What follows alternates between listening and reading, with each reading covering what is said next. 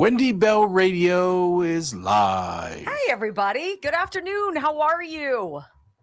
What's going on? Number 6 yesterday because of you guys. You finally got used to saying. I know. I was just thinking that because then we're going to go back to the mornings. I'm going to be like, arr, arr, arr. So what are we up to? Almost 400 shirts? 333 emails. A lot of the emails have multiples. So, yeah, we're probably getting there. You guys are great. I love you. Once again, shirts coming out. I don't know when. Wendy Bell Radio Army shirts. Oh, WBR yes. Army shirts. And they're going to be great. I'm really looking forward to it. And I should receive here 2 of these shirts that I want to try to see the women's style. Now, women can wear the WBR shirts for sure. Absolutely. But I'm looking for something specific. It's going to be just for the ladies. That I'm kind of persnickety. Well, I'm very persnickety about. Yeah, yes, thank you. I just like, you know what I like? Here's what it is. You like what you like. That's fine. I like comfortable fabric, which is why I love the t-shirts and the hoodies that you did. They did great. But I like a flattering cut. I don't want it to be a box. I don't need it tight on my stomach. I've had 5 kids. I don't need to suck in my stomach all day long. I want it to be comfortable, but not like, I want it to be a little bit bigger. You want to wear it. I want it to be a little bit bigger, but not look like I'm wearing a sheet. So all those things rolled into one. Yes, I'm picky. What you gonna do? How's everybody? You like what you like. Okay. But if you have real quick, if you want to, WBRBrock@gmail.com for the WBR t-shirts. We're trying to get an idea so that when they go up, yeah, we have enough. And so you're not pissed, right? Hi, Murtek. Yes, that's how I feel about that. All right. Serious question.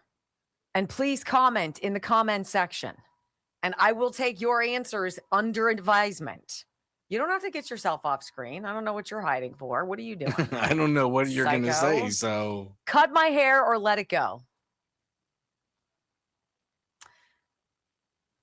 Cut my hair or let it go. I'm at that critical point now. I'm at that point where it's driving me crazy and I'm feeling weak. Now, I'm just interested. In the comment section, what do you think? Brock doesn't get a voice. See, you guys, this is in the comment section because she's going to have to go back and read them. Yeah. Don't put it in the chat. Right, put it in the comments. Yeah, I want to hear your comments. I want to see what you think. These are pivotal decisions. Brock doesn't get a say. They actually don't matter at all. I think it's great that we get to get lost in the weeds and talk about something that's as inconsequential as my stupid hair. But since I am trying to point whore. There you guys go. Put it in the chat. Doesn't count. It's like kissing your sister. It doesn't count, okay? Anyway, let me talk to you guys about Ghost Bed, 10% off. Oh. We're into the heat of the summer. Another heat wave is coming. And look, if you roast at night, if you cook in bed, and I know a lot of women do, my husband calls me a charcoal briquette. He's like, stay away from me. I want nothing to do with your body heat. I'm like, thank you so much. That's lovely. The cooling technology that comes standard on every single iteration of a ghostbed.com/Wendy mattress that you get to try out for 101 days. Sleep on it. Sleep on it all summer. See what you think. Ghostbed.com/Wendy.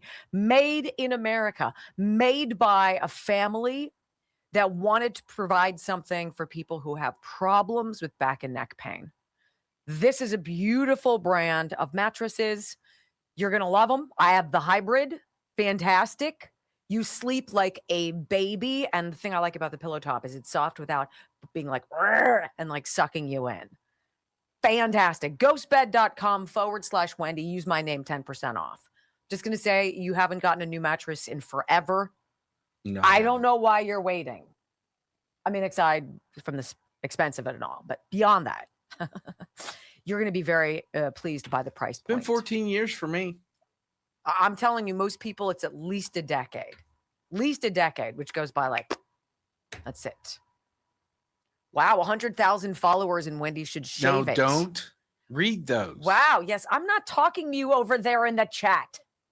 Yeah. We gave very explicit instructions. We found that some people can't follow instructions. Oh, Brock is a little persnickety. No, Hi, Demand. What's up, Cher? Hi, Darius. I made this comment to Wendy when it came to the t-shirts. I was like, it's like when I'm not a parent, but it's like when you tell your kid, do this, and they do something completely different. Wouldn't you be frustrated with your child? Oh, all I'm saying. My sky hook needs a little work. It's needed work for years. Hey, JJ, Penny, I don't know which one. Maybe both. Hello. Here we go. Darius, it's good to see you, babe. Hi, Rob V. What's up, Tread State? Bill Fred. 5, 4, 3, 2, 1. Welcome to your daily dose of facts to fight off the liberal gaslighting. You can be in the middle of a hurricane. You have sanctuary in the city of Chicago. Or you can be on a calm day. North is still north. You could be in a thunderstorm. I am angry. We are not going back. Not ever. North is still north. People can yell at you. The hell with the Supreme Court. We will defy them. North is still north. It doesn't change fundamental things. And in this business, right is still right, even if you stand by yourself. We don't get fooled again. No. Live across the fruited plain and from sea to shining sea, we are converting the Marxist left 1 hour at a time on the Wendy Bell radio program.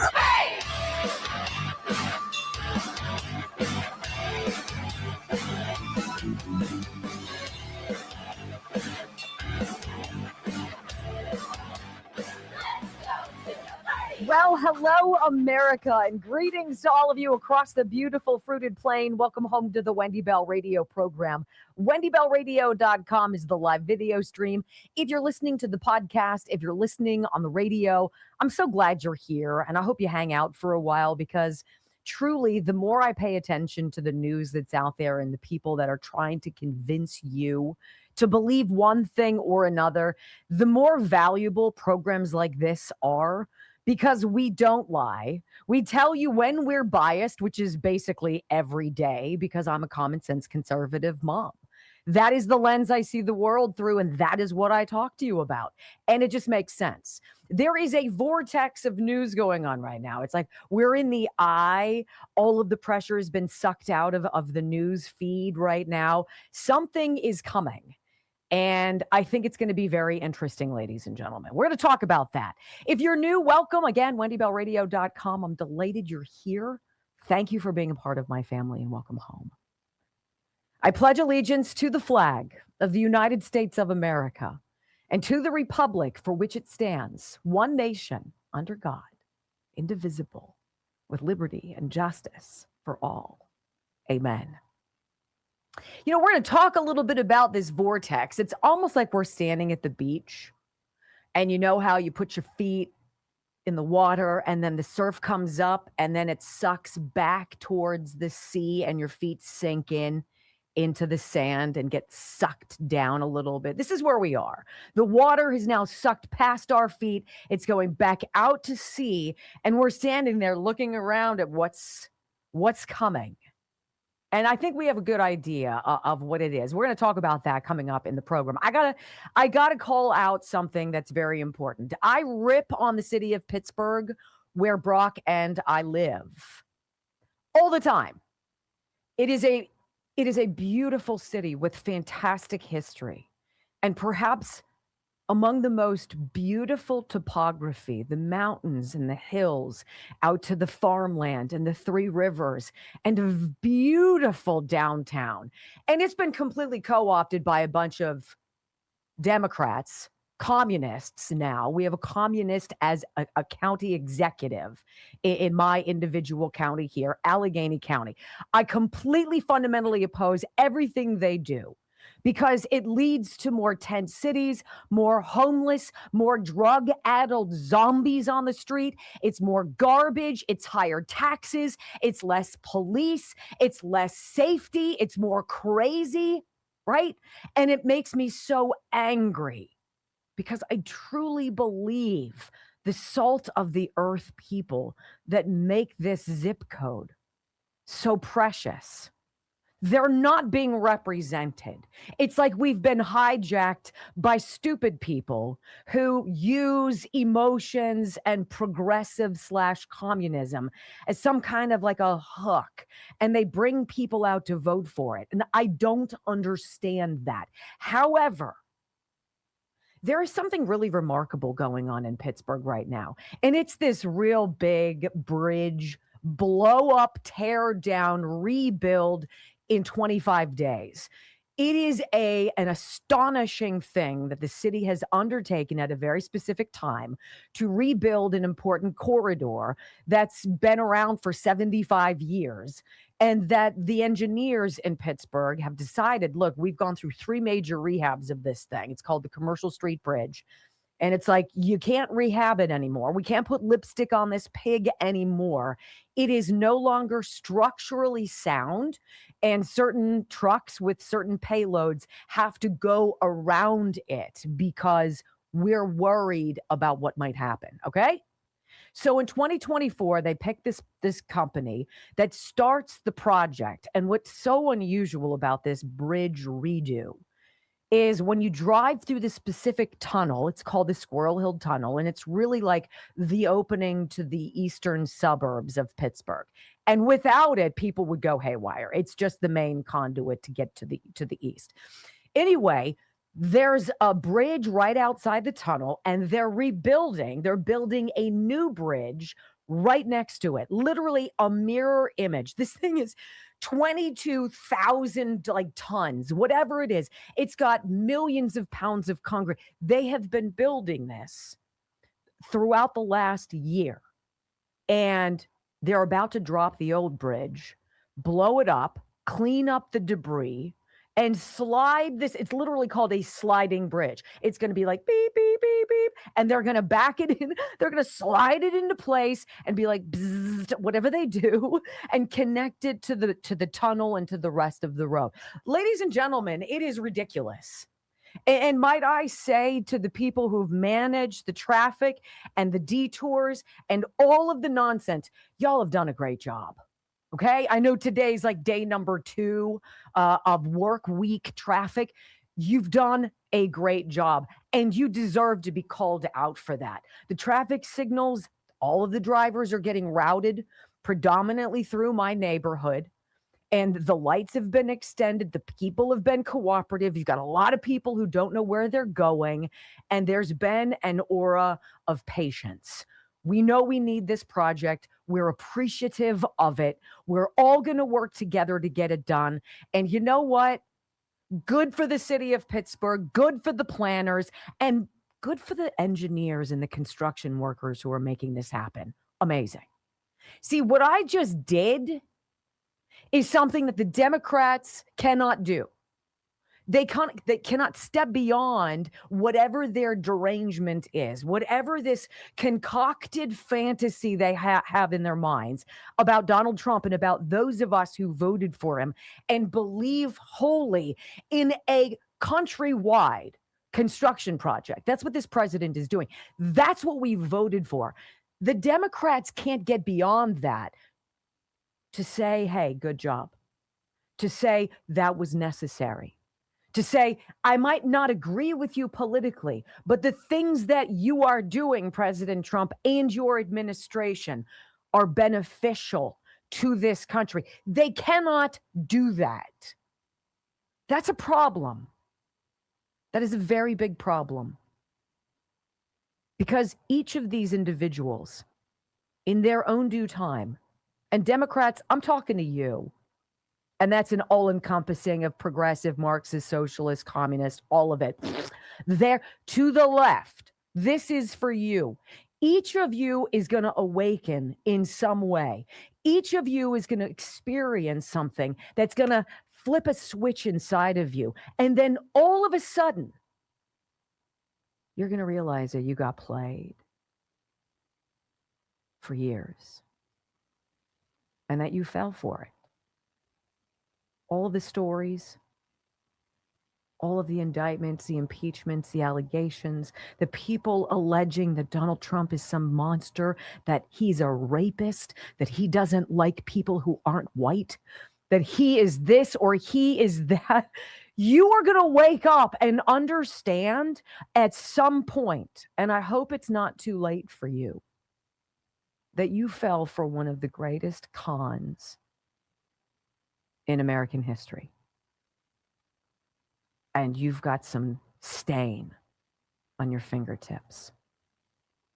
Like this sliding bridge project.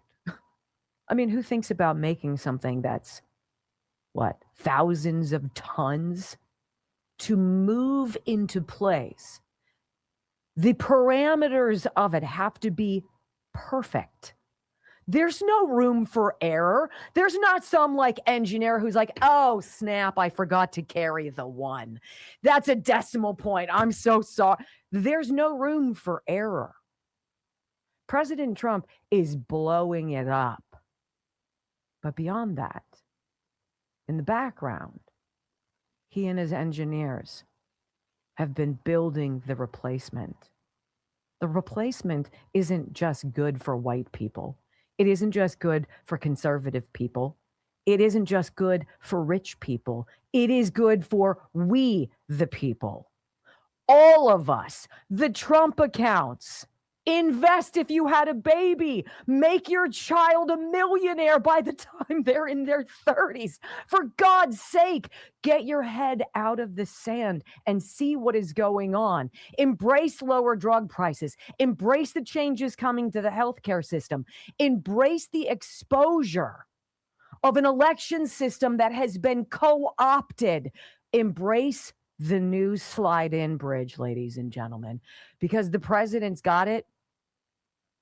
It's just a matter of dismantling what was there, bringing it down to the ground, sweeping it up, throwing it out, and bringing in the new. Pittsburgh, hats off to you, President Trump. Man, you're doing this on a national scale, and I am awestruck. When we come back on the Wendy Bell radio program, look, there's a reason I'm talking this way.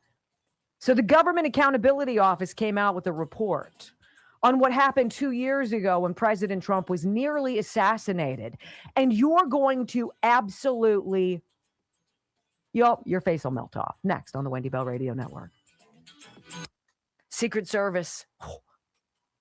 Secret Service.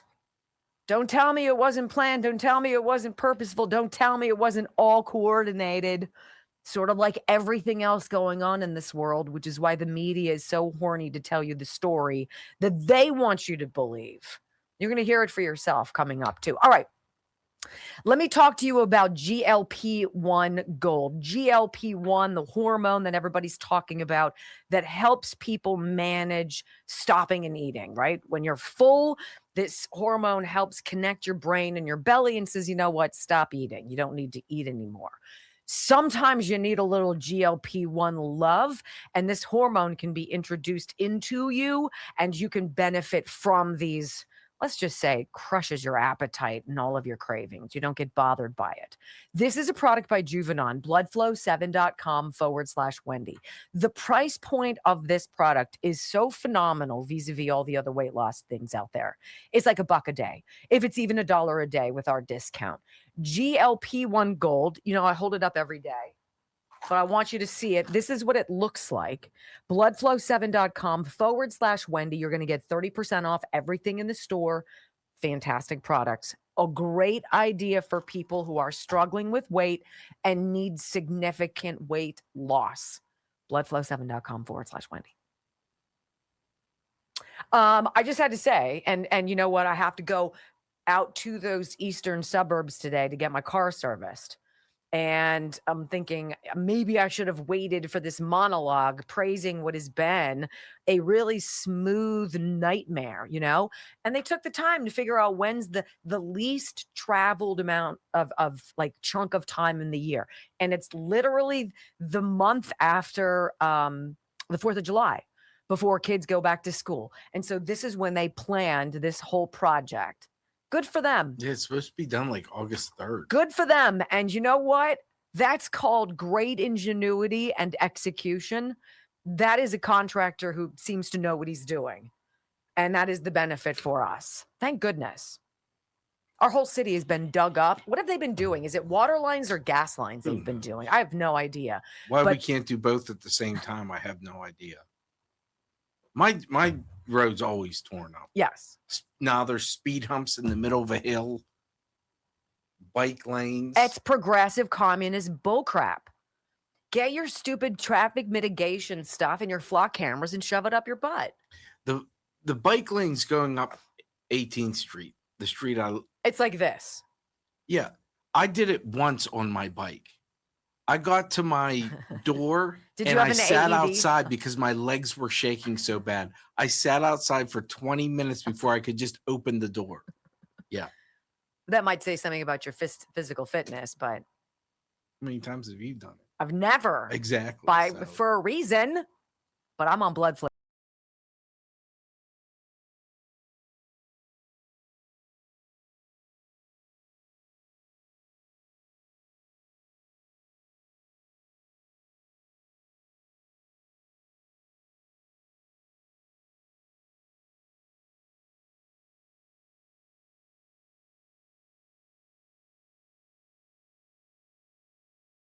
About the failure of the Secret Service on July 13th, 2024. 2 years ago, yesterday. It's taken 2 years. That's how many messages again that the Secret Service missed regarding Trump's would-be assassin in Butler? What? Welcome back to the Wendy Bell radio program. The Department of Homeland Security's Inspector General report details the missteps and shortfalls by the Secret Service during the Trump rally in Butler, Pennsylvania, where Thomas Crooks attempted to assassinate Donald Trump 2 years ago. You know what happened. Crooks later neutralized by Secret Service snipers. Corey Comparator, a firefighter and rally attendee, killed, shielding his family. But Crooks was able to climb onto a rooftop with a clear view of the rally stage. He was less than 500 feet from Trump. How he managed to get onto the roof and fire multiple rounds became an immediate controversy, exposing a glaring security flaw around the president. It's almost like it's called open season, sitting duck, right? So the Secret Service has been a dumpster fire. Why weren't there snipers on the roof? Then Director Kimberly Cheadle said it was due to safety issues because of the slope of the roof, an answer that earned her universal condemnation and ultimately her job. She resigned out of disgrace and should have. But now we've learned that there were some 100 radio transmissions that the Secret Service missed about the would-be assassin on the day of the attack. Government officials said in this report that during that rally, Secret Service officials failed to receive more than 100 urgent messages about an active shooter. People on the ground, they saw it. They're like, what's going on? That guy with the gun, what is he doing? Where's everybody? According to this release from the Department of Homeland Security's Inspector General, the Secret Service failed to carry out and arrange several security measures during Trump's then campaign rally. And the 64-page report, they failed to receive 102 radio transmissions from local authorities concerning an increasingly intense search for a suspicious person. Oh, I don't know, before he climbed up there and got on his sloped roof perch? Yes. According to the report, the Secret Service only received 5 phone calls and 3 text messages about the shooter, who was later identified as Crooks. The calls also included reports that Crooks had a rangefinder and a long gun and had taken a position on top of the American Glass Research International Complex's roof. Oh, all of those things. And they didn't get the messages. What were we on? The wrong bat channel? Oh, I'm sorry. You need batteries for that walkie-talkie. I'm so sorry. Yeah, I'm a little rusty. Are you out of your mind? They wanted Donald Trump dead. The Secret Service was in on it, obviously. So was CNN. Somebody at CNN was. They had never covered any of his other campaign rallies for his second or third run. And then all of a sudden, CNN's there on a swelteringly hot day where literally we were sitting on the surface of the sun without a whisper of a breeze. And that's the time CNN was like, absolutely, let's go there. Let's go there. And then what happens? The Secret Service was a joke, is a joke. 64, pages of a joke? Now take a step back. If you're one of those Democrat / socialist / communist Marxists who has been all in on Trump the monster, Trump the king, Trump the fool, Trump the embarrassment, Trump the racist, all of that, do you not see, and are you not horrified that somebody from within our own government likely was behind all of that, managed to get Thomas Crooks on board? How, right? And came within millimeters of ending what clearly will be the rebirth of the United States of America. This is what this report found the Secret Service failed to do. Secret Service failed to detect Crooks's drone flight that he used to view the campaign event stage due to an undertrained operator and equipment malfunction. Also failed to warn President Trump's protective detail that Thomas Crooks had a rangefinder, a long gun, and had climbed onto the American Glass Research International Complex's roof because Secret Service did not establish a joint communications room with local law enforcement, thereby not receiving many communications regarding the suspicious person. What? That's like putting somebody on a ventilator and not plugging it in. They failed to secure the area outside the perimeter, despite the Pennsylvania State Police sharing its plan with the Secret Service that showed what would be unsecure, what would need to be attended. Do you guys remember me coming home the next day and reporting to you back on this program? I'm like, you guys, you could be on the next street corner, climb up over a fence, and be within 50 feet of the President of the United States. Don't tell me that wasn't planned. It wasn't 100% purposeful. They wanted to kill Donald Trump, and they will continue to try. Why? Ask yourself that question, leftists. Because he's so dark, because he's so evil, because he's one of the, black hats or what have you, or because he's the one person who's not part of the swamp. He's the one person who's not on the take. He's the one person who has literally nothing to gain and everything to lose. Time to wake up when we come back on the Wendy Bell radio program. South Carolina has a new senator. I got the details next on the Wendy Bell Radio Network. You didn't set up a joint base of operations, right?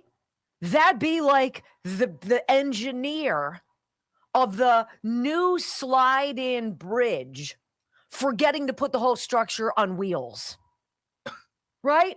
Oh, well, we made it.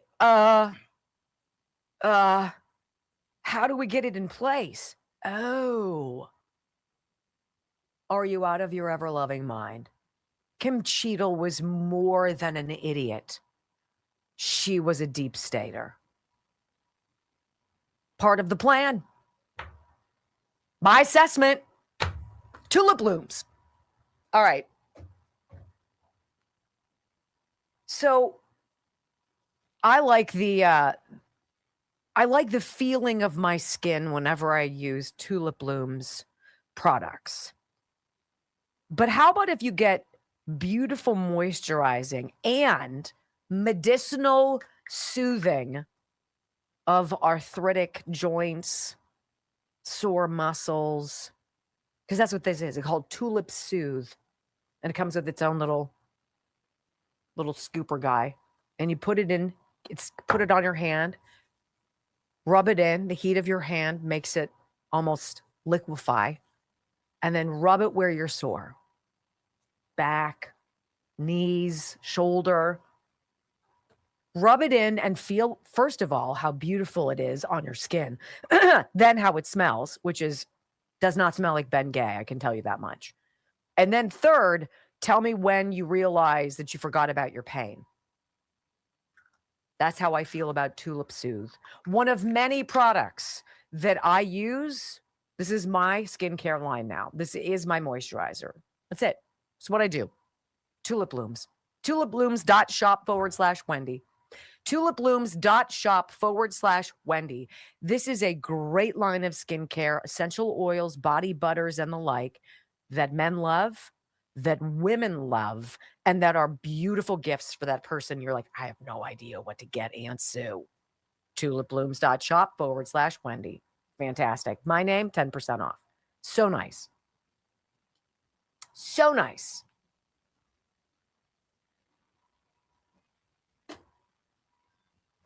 All right. Let's see how you guys are doing.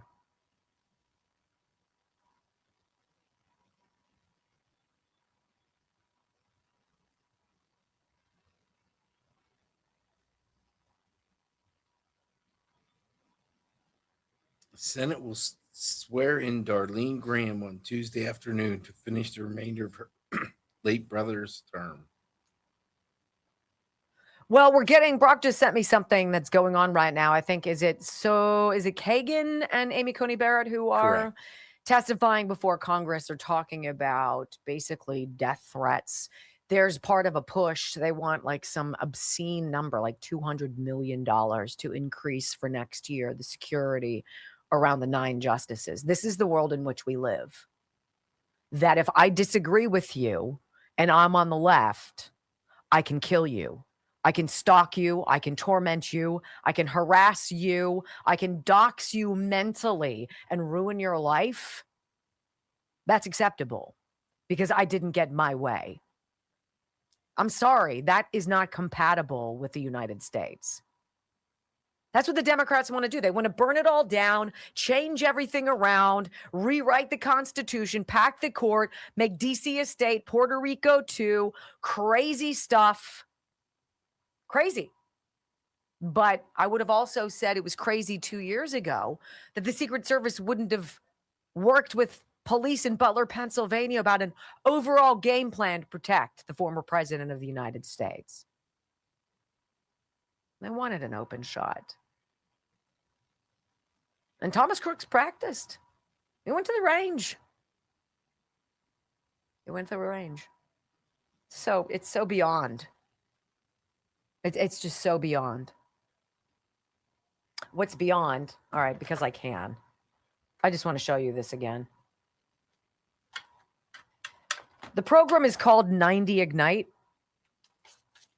The point is to lose fat, inches, pounds, and to gain confidence, hope, and strength. And if there's not a better before and after picture than this young lady.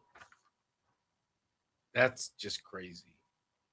That's 100 pounds. Now, I highly doubt she did this in 3 months. No.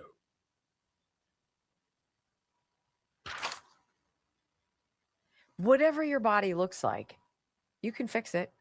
You can tweak it. You just got to spend the time. Morgain's Fitness, MORGAINZ Fitness.com. I think that speaks for itself. It's kind of nice to go to a gym where the owner used to have problems with weight and has all the same cravings that you and I do. Chocolate cake, Cheetos, Pringles, beer, donuts. And she changed all that, and she helps you change all that. It's fascinating. Fascinating. Can you imagine how hurt Trump must have been after Butler? Like, I know they all realize it. I mean, shoot, look at what happened after Charlie. It was ghoulish. It was garish. I was like, I cannot believe that's called deranged. That's going to come back and haunt a lot of people. And it's going to live forever.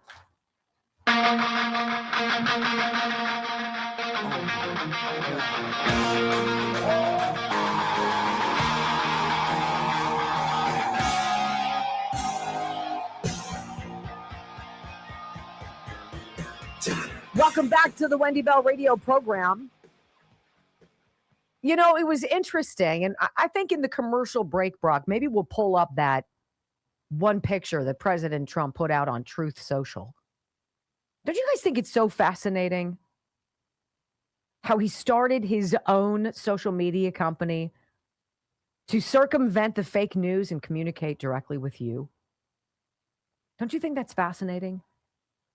He tells you everything you need to know. Some of the things need to be almost encrypted, decrypted, whatever, right? You need to decipher. You need that drink your Ovaltine decoder ring to figure out what he's saying. But he gives you all of the breadcrumbs. And we found it interesting earlier this year when President Trump started really dropping truths about election anomalies, as we should say, in various states, from Maricopa County, Fulton County, right?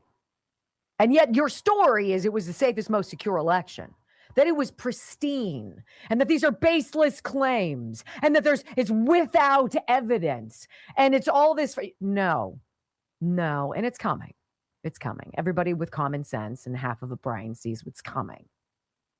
And then you've got those resilient, brainwashed, deranged, cannot break into my mental process that has clearly been co-opted by propaganda delivered to me every night by spoon by the media. It's coming. But he said something and he put something out. We're going to talk about it together because I'm interested in your guys' opinion. Yesterday, Governor of South Carolina, Henry McMaster, did what he was expected to do, and he nominated Lindsey Graham's younger sister, Darlene. Didn't nominate, he appointed, and she agreed. This woman is a mom. She's a grandma. And she had a very sweet acceptance of the honor to be sworn in, which I think happens imminently here, for her to become a United States Senator. People are kind of howling on the left. They're like, who's this idiot? This is a political newbie. She's just a mom. You know what? Maybe we need just a mom more. Maybe we need, it's just a veteran. Yeah, it's just some guy who, went out there and did what only 1% of the population of the country does and put himself in harm's way for us and our liberty. I don't know. I'm going to go with that guy over the career politician who's been doing nothing except enriching him or herself and passing no legislation that we care about. Darlene, I wish you Godspeed, ma'am. I can't tell you if Lindsey Graham was a good guy, was a bad guy. I don't know. Everybody seems to have an opinion on him. And now we're in this mourning phase. John Thune yesterday telling Bill Malhusian, who was like, yo, look, we got stuff to do. I know you're upset about your friend, but what's going on? And John Thune was like, we just have some period to wrap our minds around this loss. And I'm like, no, you need to hit the gas, buddy, but there are contingency plans. This is the governor of South Carolina introducing Darlene Graham to America as the next senator from the great state of South Carolina.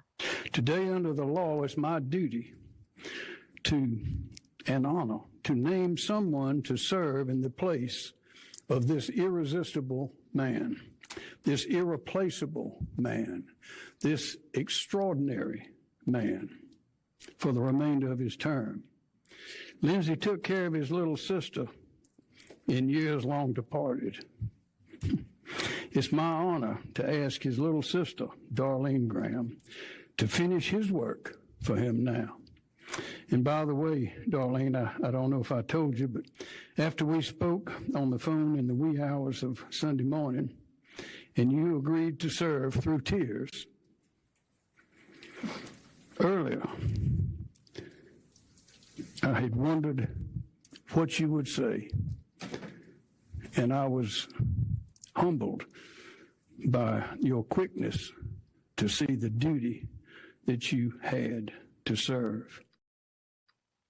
Is it scintillating? Is it jaw-dropping bombshell? No, but it is history. It is the process, and we need to pay attention to the process. She steps up to the microphone and thanks McMaster and says she was ready to do something she certainly doesn't want to, but she will absolutely accept this appointment. Next, I want to thank the governor for selecting me to serve the remainder of Lindsey's term. It is such an honor. Lindsey has always been there for me, and now I will be there for him.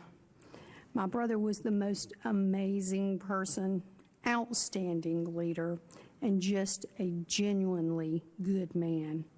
He was kind and considerate and loved by his family dearly.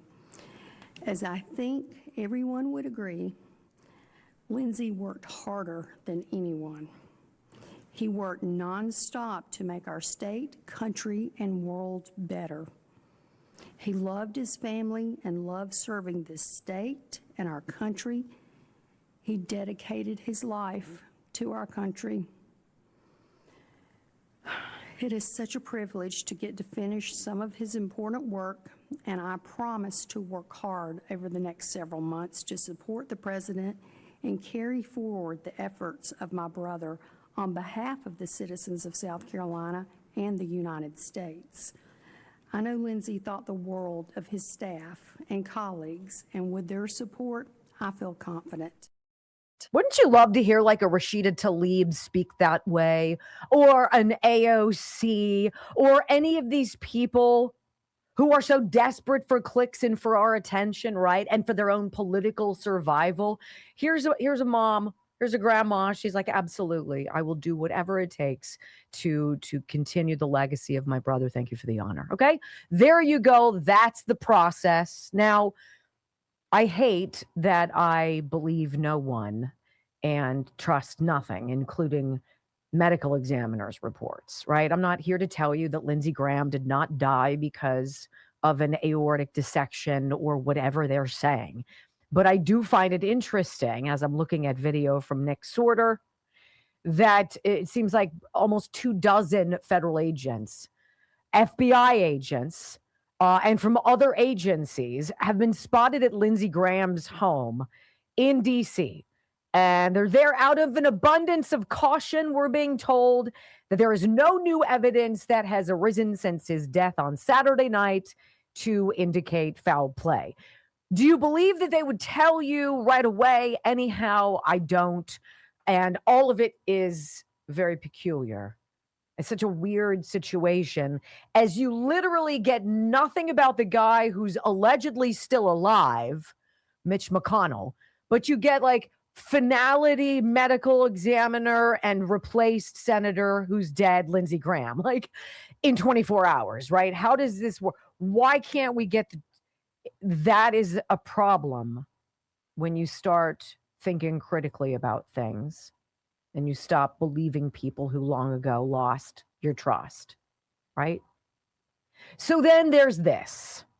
There is this plan, apparently, that I think Lindsey Graham was a part of, and that he phoned President Trump right before he passed away. It was excited about.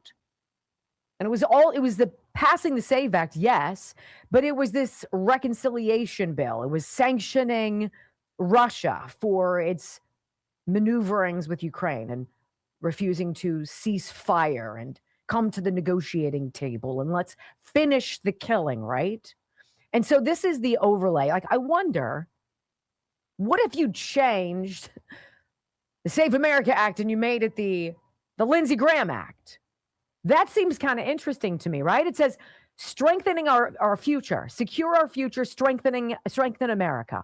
The Lindsey Graham Act, formerly the Save America Act, a proven leader, a commitment to our nation, secure our borders, support our military, strengthen our economy, defend our values, pass the Lindsey Graham Act. What do you guys think about that? If the Save America Act was something more like this, or that this reconciliation bill that's going to be used hopefully to get Putin to the table or what have you, or to sanction him if he doesn't. What if we put Lindsey Graham's name on it? And then what if you strip out the provisions of the Save America Act, right? And the ones that are important, most important to us, obviously voter ID, proof of citizenship. and dealing with no more rampant mail-in ballots. If you squeeze that in there and you presented that to the United States Senate, what would they do? All of these people, Thune, crying on the floor, right? And I get it. He was a friend and a colleague. But what if you have to squeeze your Republican senators that way? The president planted that seed. He did. He said, Lindsey and I have been talking. We're going to pass this thing. Senator Dave McCormick was on with Benny Thompson Johnson yesterday.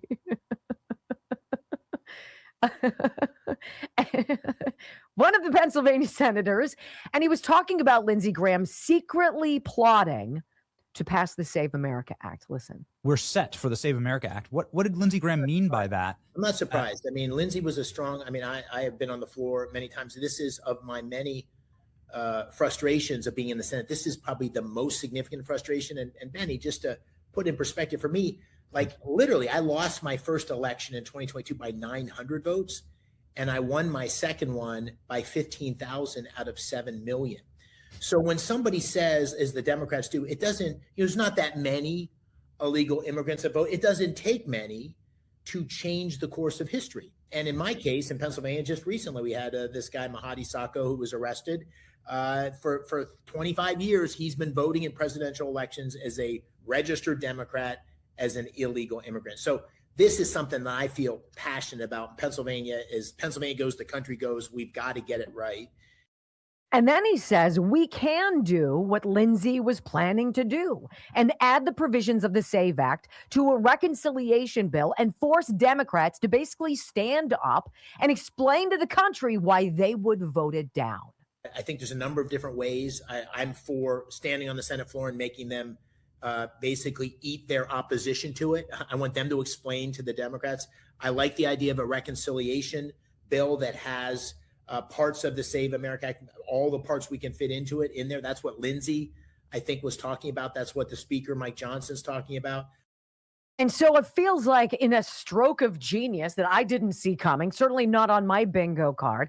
I don't know, maybe the Republican Party's actually plotting something amazing, some kind of progress that we can all hang our hat on for a moment, possibly.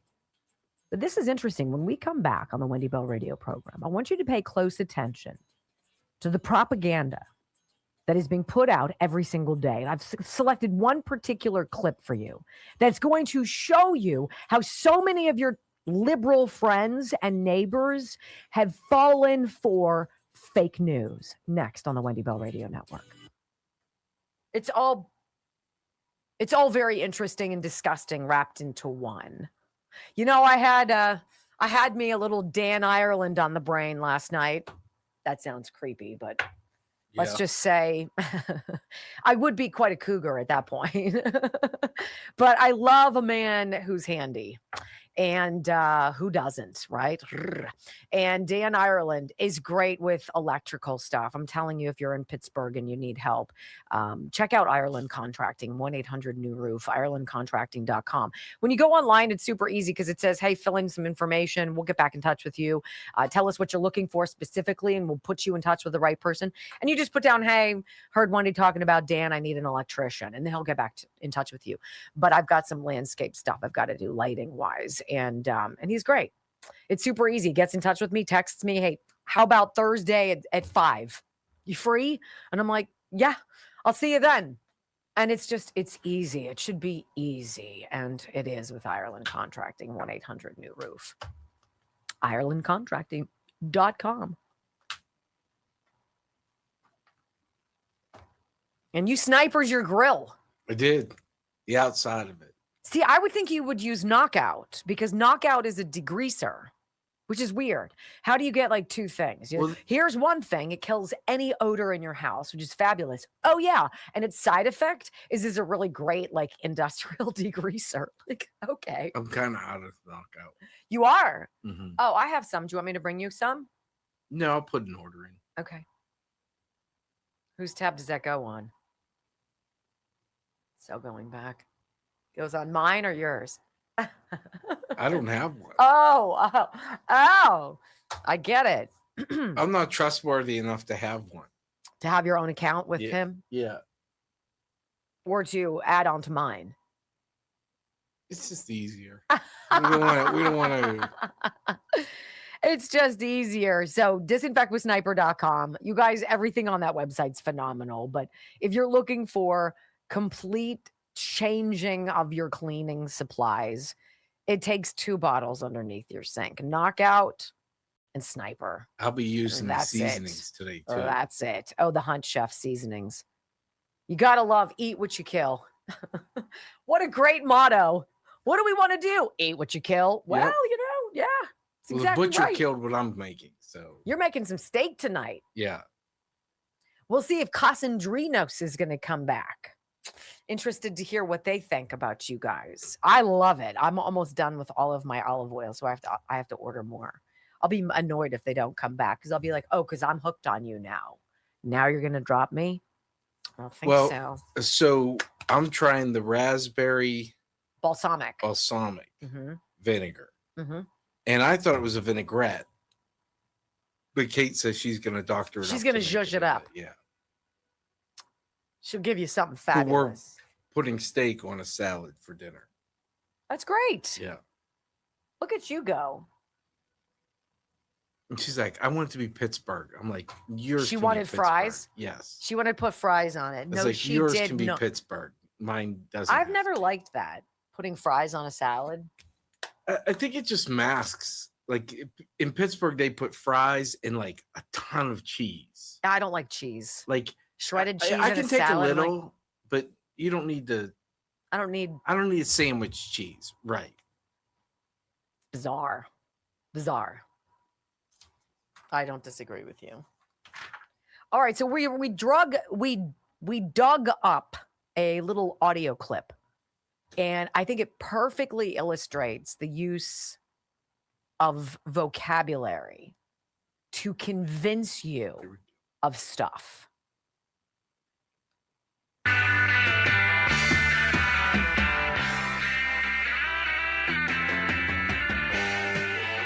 Welcome back to the Wendy Bell Radio program.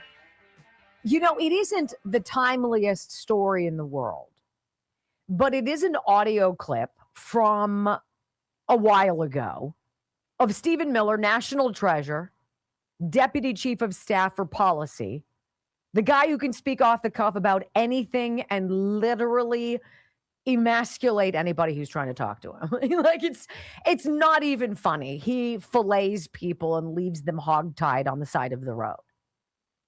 But it's important to pay attention to the words that are used.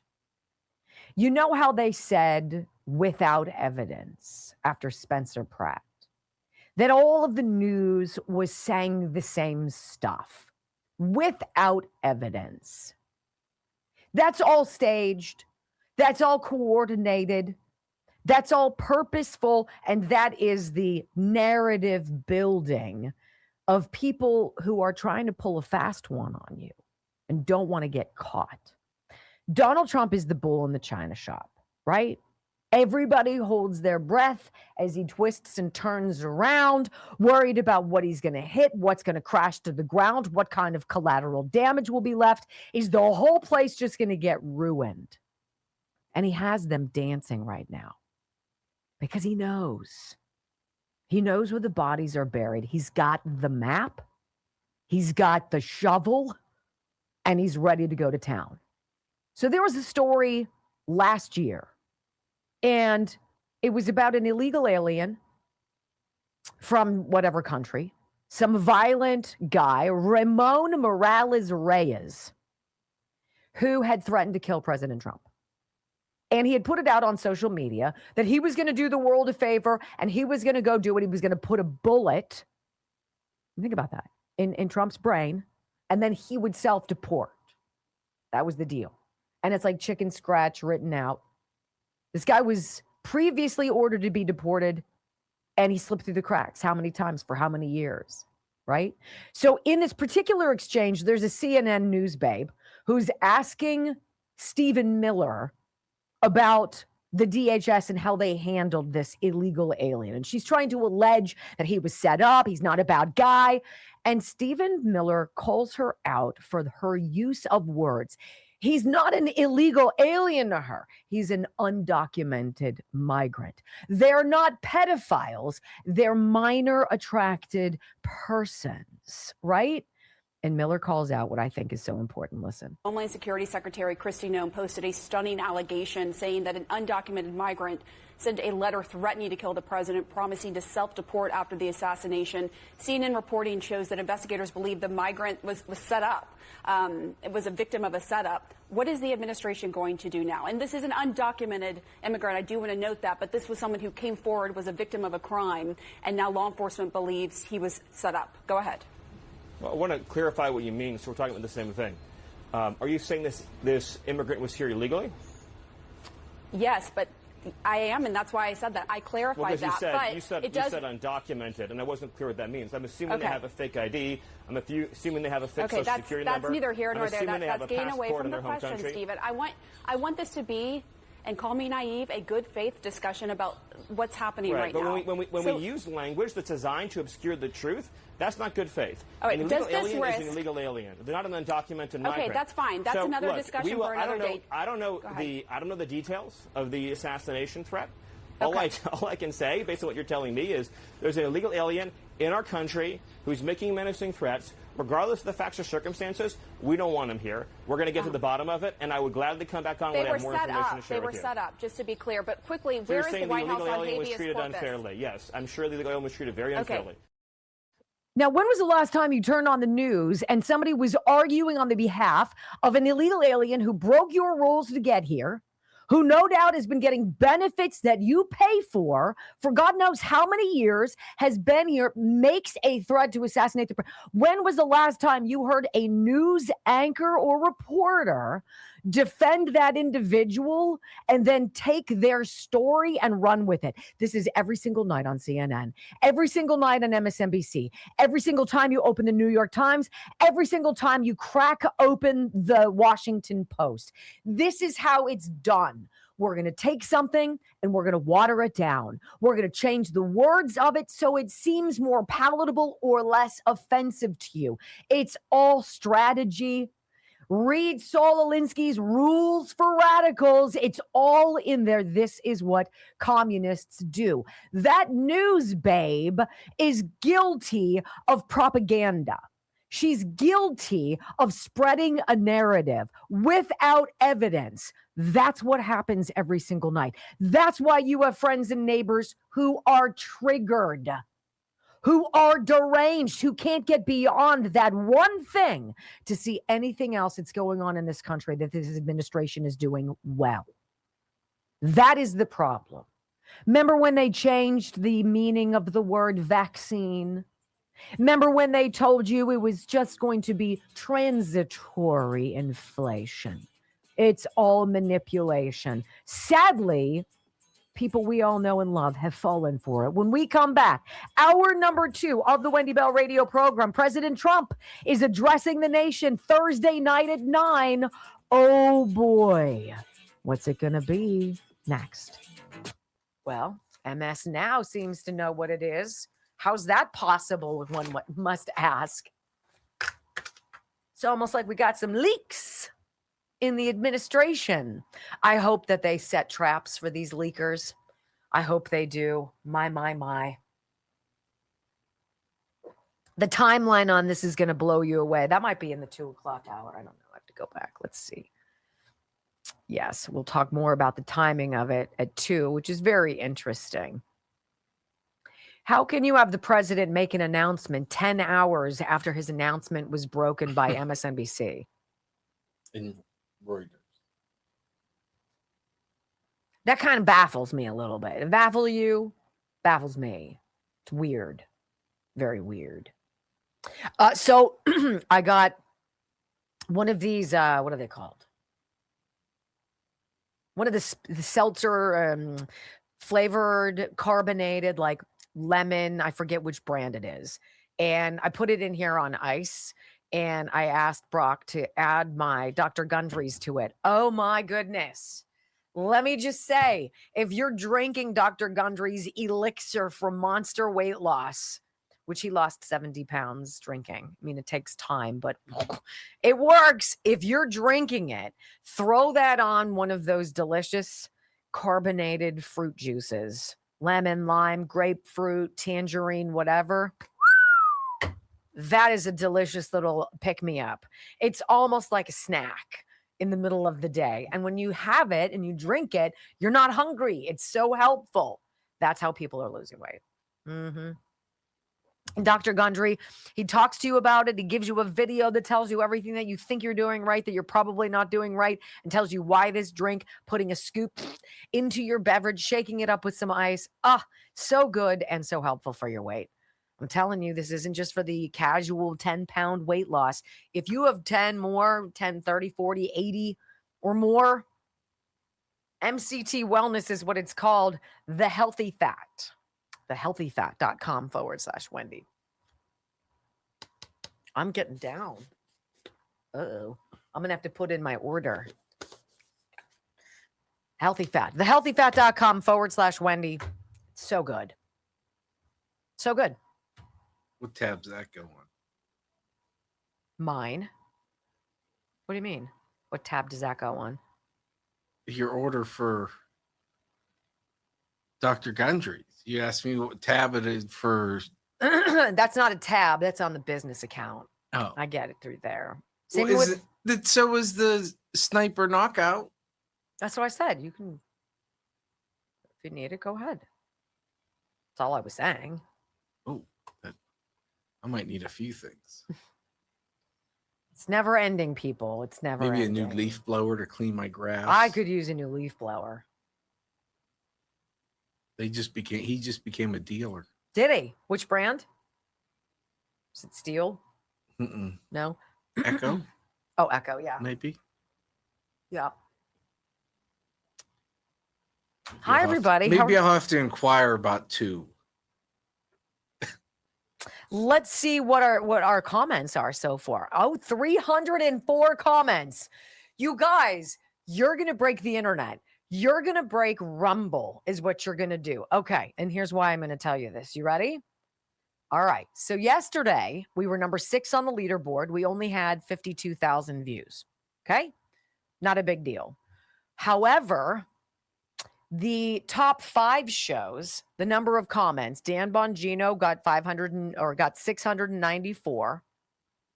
Graham Allen got 951, so he must point whore. And then we were the next, 343 comments. Number 2 on the leaderboard had only 202 comments. Now they got twice as many views as we, but that's huge, you guys. Your comments make a huge difference. All of your chitter chatter means such a difference to me. Thank you. Uh-oh, I have to go back and see what they said about the mop. Let's see what the latest. Some people are saying leave it, some are cut it. Oh. See now, because it's gonna, but only about 2 inches. It's gonna be here. Probably this is where I would go, and it would probably be. That's how I met you, with long hair. Yes. Yep. Or should I shave my head and grow it in gray? Yeah, that's where I'd go. Don't stumble. Hi, baby. Love your show. I Love wouldn't you totally back. shave it. Maybe my length. Oh yeah. Can we see your gray too? Yes. Yes. Listen, if you go gray, yeah, then we can try to get a sponsor that highlights the gray. What? Yeah. You're Don't you ever see dumb. people that they dye their hair a little more gray to make it even? East Texas says hello. Well, we say hello too. Shave that head, says Marty. Marty Gary. Shave that head, grow it. 100,000 Ginge. followers. When you shave your Mohawk head. it, let it grow.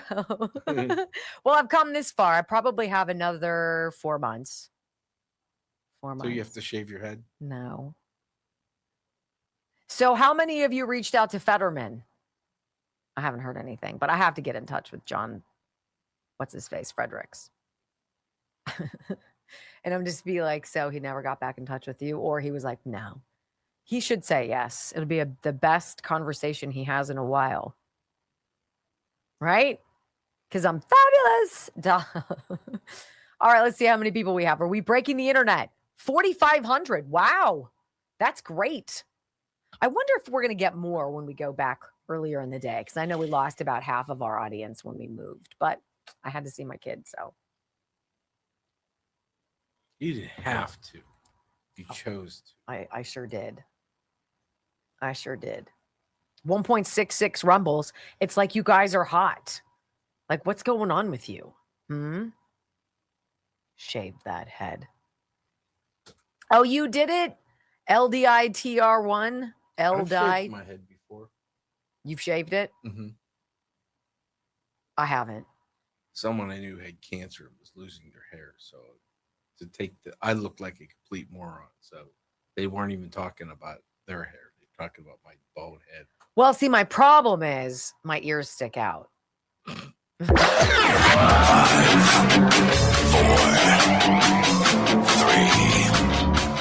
2, 1. Wendy Bell.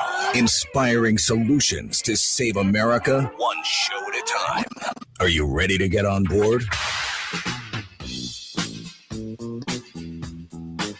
They believe that they can destroy this bond that exists between you and Trump if they somehow make Trump look bad, make Trump look like a reprobate, embarrass you about Trump. They can't do it because you came before Trump. Desperately want Trump gone, and I know that they desperately want it codified, that Trump cannot run again, because make no mistake, they remain scared to death of you, and they remain scared to death of Trump. Trump, 75 million, 80 million votes. And I'm going to tell you, you're not going anywhere. Even if Trump does, you're not, which I think remains one of our big campaign strengths going forward. They can't separate you from Trump. And more importantly, they can't separate you from the ideas. They can't separate you from MAGA. They can't separate you from Make America Great Again. From sea to shining sea, 3 hours of bold truth and excellence. The Wendy Bell Radio Program.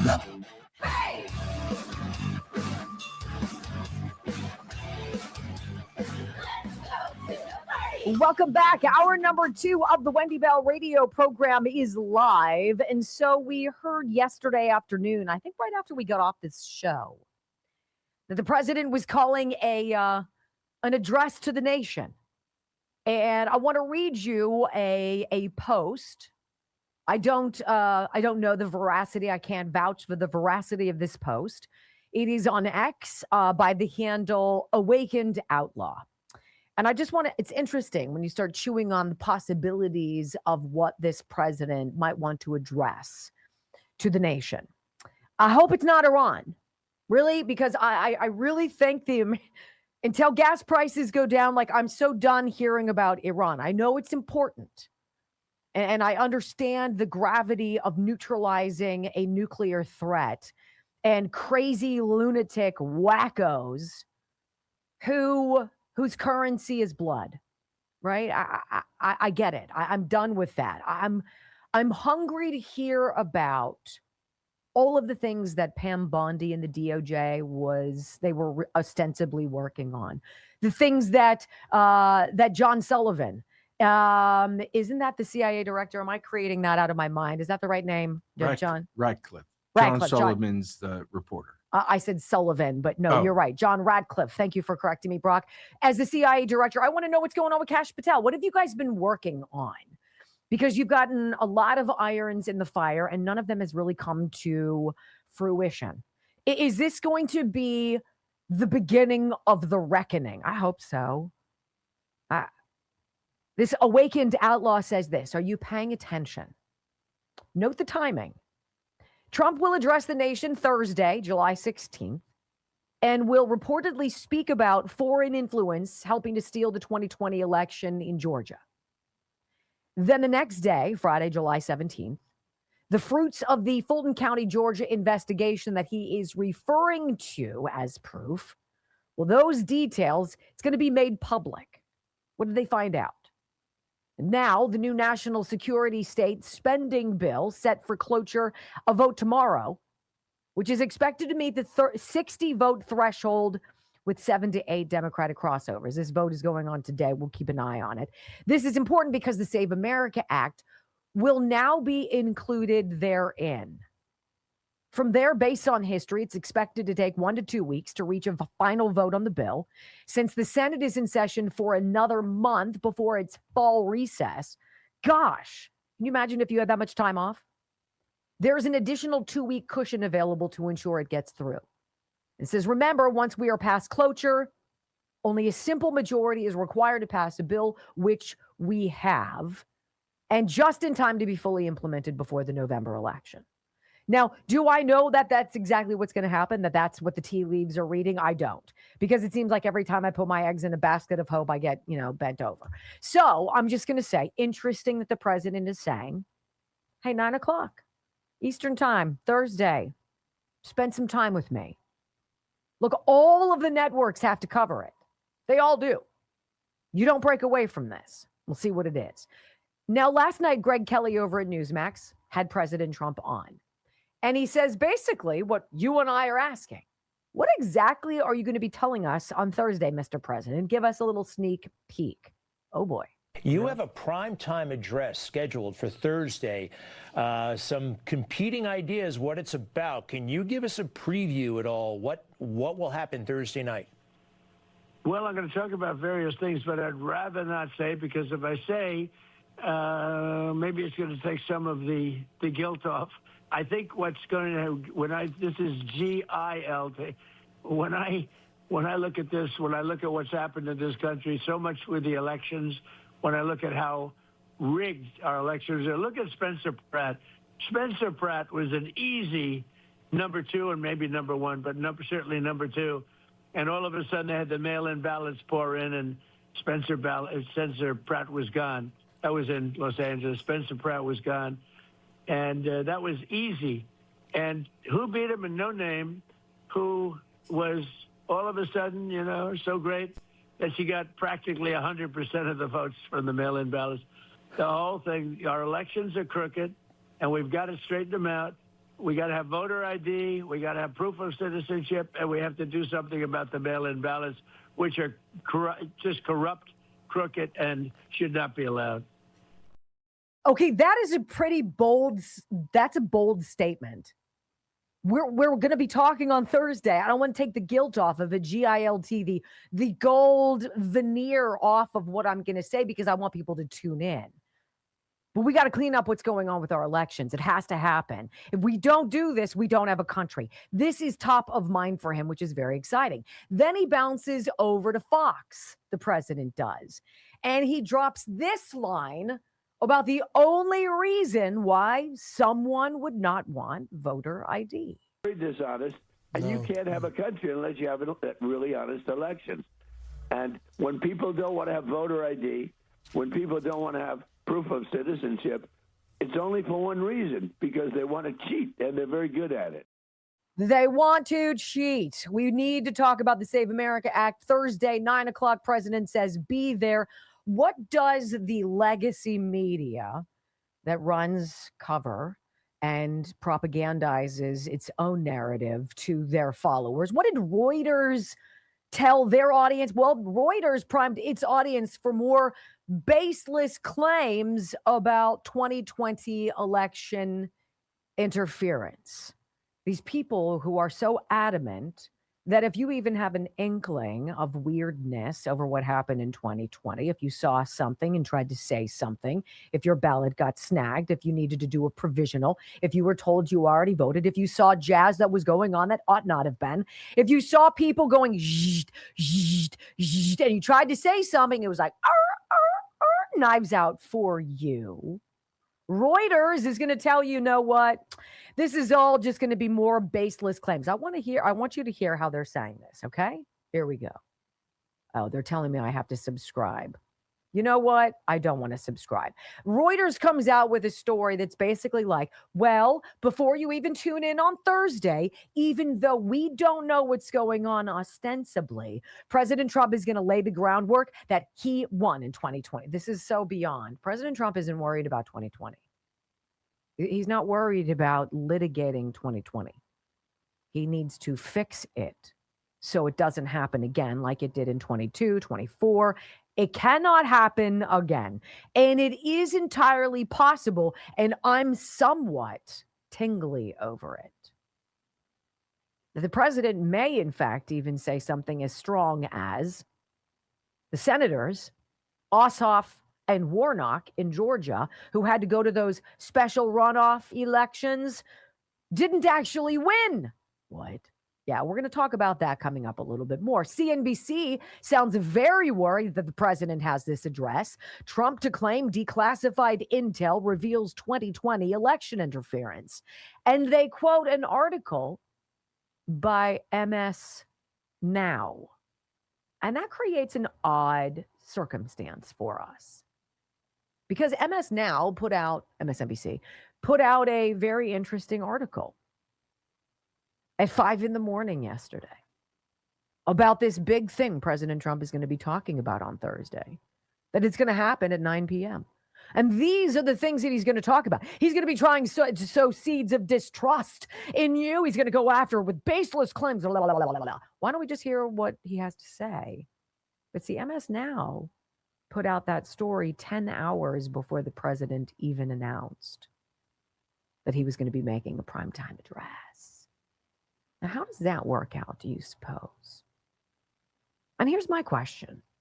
Rather than having insiders in the Trump administration who obviously are leaking to people at Reuters or NBC, New York Times, dropping damaging stories about this president and his administration, where's all the critical reporting about Nicolas Maduro? Anybody thinking about that? Because I am. Nicolas Maduro and his wife have been in a New York jail cell for a while now. The DOJ has been investigating them and interrogating them for a while now. What do you think the offer was? Look, we'll let you go somewhere. We'll let you go somewhere, not back to your homeland. You won't return to Venezuela. But we need to know how that Smartmatic stuff worked. We want to know how the election machines work. We want to know who was behind it. Russia? What was it? What were they doing? How many members of Congress were in on it? How many people are serving today who were not actually elected? Nobody's critically thinking about that. But we were told that election deniers think Maduro's capture will expose a plot to steal the 2020 vote. Oh, I think Trump's all over that. I think he's all over Georgia. He's all over Arizona. We're going to find out when we come back on the Wendy Bell radio program. Very interesting. People from all backgrounds are joining forces to destroy those flock surveillance cameras. Oh, no. Well, let's find out about that next on the Wendy Bell Radio Network. So, Trump is reportedly planning to say, I don't know if you believe this. I don't have any verification that Raphael Warnock and John Ossoff, in fact, did not win their runoff races. And by the way, they won by the skin of their chinny chin chins, right? Ossoff, what? 55,000 votes? That's not a lot. Joe Biden won Pittsburgh or Pennsylvania with 80,000, if you believe that. I'm interested. We'll see what he drops. We'll see what he drops, and we'll see how the fake news goes to rig it, fix it, narrate it, take it in a new direction. I don't know. Wendy loves gold. I can tell you that much. You know, it doesn't cost you anything to go to wendylovesgold.com and fill out the intake form. If you're interested in making sure, am I really investing the best way possible for my future and for that of my family? So if you're heavily involved in the stock market and you don't have anything beyond that, what happens when everything goes kablooey? Because it happens periodically. Well, you lose. Or you get precious metals and you watch the value of your investment grow the way it's grown, the 7,000% since we left the gold standard back in 1971. That's how much the value of gold has gone up, 7,000%. That's crazy. Doesn't cost you anything to ask. Doesn't cost you anything to call them, 855-927-5557. Ask about the 6% in free silver you can qualify for if you open up a gold-backed IRA. It's a lot simpler than you think. And if you're sitting on money in your checking account or in your savings account, it's earning 0% interest for you. Gold and silver, platinum and palladium. I trust WendyLovesGold.com. Just going to say, they're my people. I've bought from them twice. It's a story, and I'm sticking with it. So Ossoff and Warnock, they might be getting a little uncomfortable right now. Let's find out. Oh, that's right. We burned all the records. What? You need chain of custody logs? We never kept those. Where are all the interviews? I didn't know you needed them for 22 months. Wiped it like with a cloth. Right? It's amazing how dumb they can be when they need you to think they're dumb. This flock thing, people apparently aren't happy about this. Right? Who's going to be happy about being surveilled? Because that's all it is. I mean, how many of us bitch about our phones listening? How many parents do that Life 360? That's where they spy.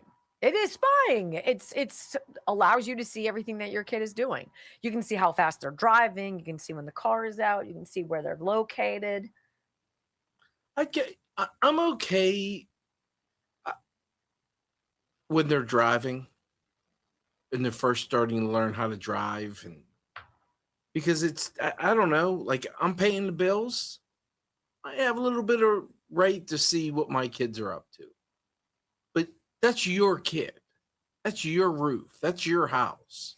This is the government. I don't know. I don't think I'd surveil my kids, but I'd sure as hell beat them if I found out that they were doing stuff they shouldn't. I don't even follow my kids on Instagram. Like, I don't follow them on their social media. I have no interest in knowing what they're talking about. If they wanted me to know, they would tell me. Interesting. They follow me, though. I threaten. We need followers. I am fabulous, though. So why would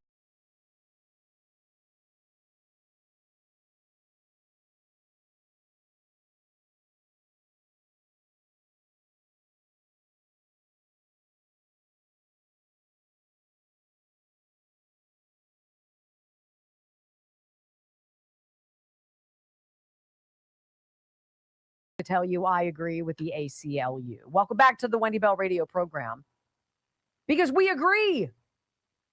These surveillance techniques, these cameras that have proliferated. We got like 100,000 cameras in something like 6,000 cities in America. Does it make you feel safer?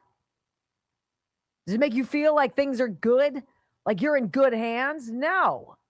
It's gross.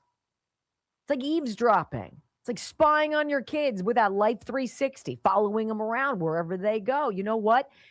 Kids got to make bad decisions. Hopefully it's not deadly decisions, which is what I always said to my kids. Driving. I'm not going to spy on you. I don't have some software on your phone. I'm not going to gauge how fast you're driving. But I will say that every single time you get behind the wheel, you take my heart with you. Because if something happens to you, my life will be over. How's that for a little heavy stuff? Isn't that nice? That's nice and guilty. I mean, that's big time guilty. The 360, I'd take that over the guilt. Well, I'm telling you what. That's that Catholic guilt. I do have a special slice of that. And so I say to them when they're walking out the door, I'm like, make good decisions. Why? Because your life will be over. I'm like, well, yes. And don't get abducted by aliens, which has taken a whole new. I say that too. Don't be abducted by aliens. Yes, these are two good pearls of wisdom from Wendy Bell. Yes. Okay, so this flock safety cameras. ACLU is like, look, this is a huge invasion of privacy. No duh. And now the AI powered license plate readers, now over 100,000 strong in more than 6,000 communities, which capture the vehicle details, ostensibly to help police solve crimes, stolen cars, missing persons, et cetera, et cetera. But critics like the ACLU, libertarians, and yes, we here at Wendy Bell Radio think it's gross. Mass surveillance without warrants, sparking vandalism now in certain places like Houston, California, Virginia, Georgia. The company is defending the technology as a crime deterrent, but Houston's ABC 13 says people in Texas, they're not down with it, so they're cutting the things down. Listen. According to a crowdsourcing map, this is a flock camera. Well, it used to be. If you take a little bit of a closer look, you can tell it looks like it's been cut down. And the camera itself, it's nowhere to be found. Growing distaste for flock cameras is manifesting in Harris County two ways.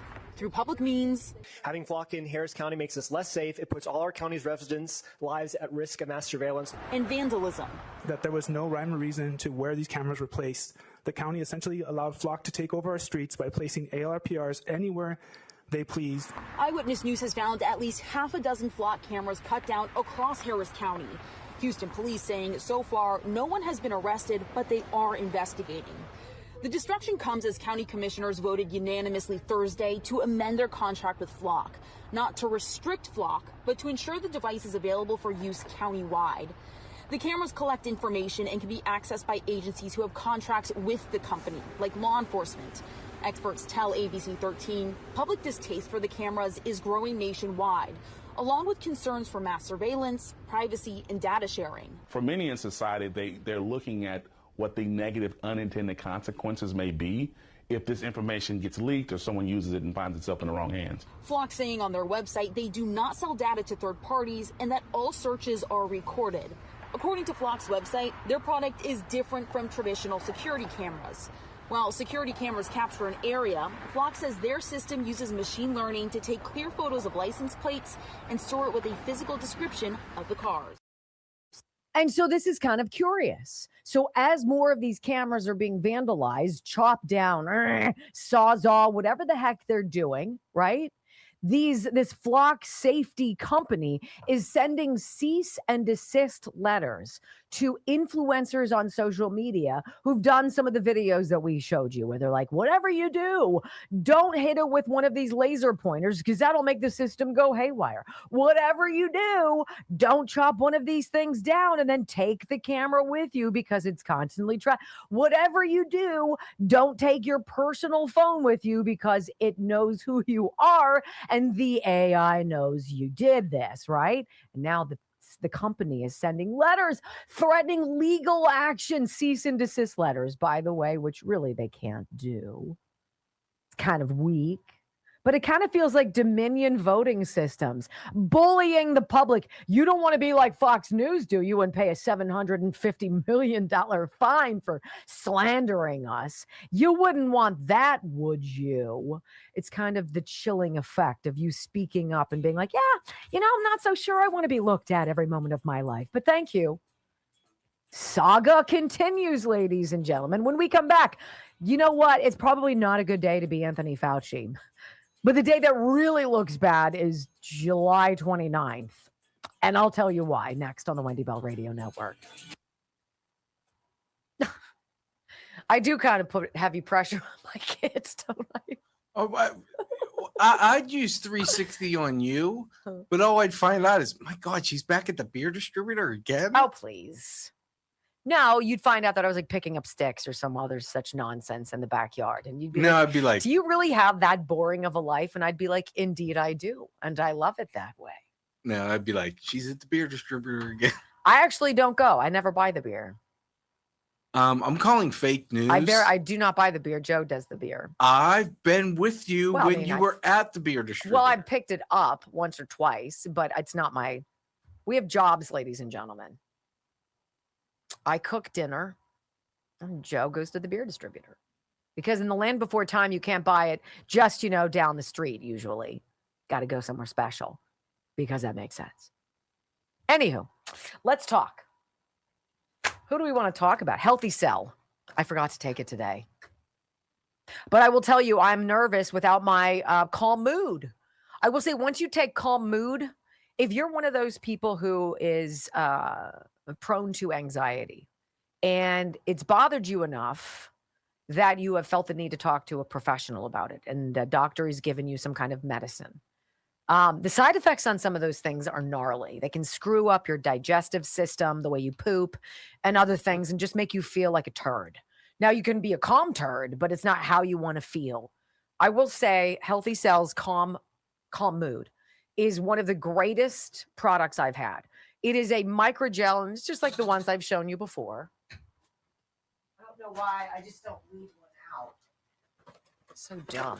See, I'm already down to this is my focus and recall. Like, I'm getting down to the bottom of the barrel. So that your supplements can get into your system and be absorbed and get into the bloodstream down to the cells that need it. And the whole point of having supplementation. Healthy Cell created the microgel as a delivery system. So it's literally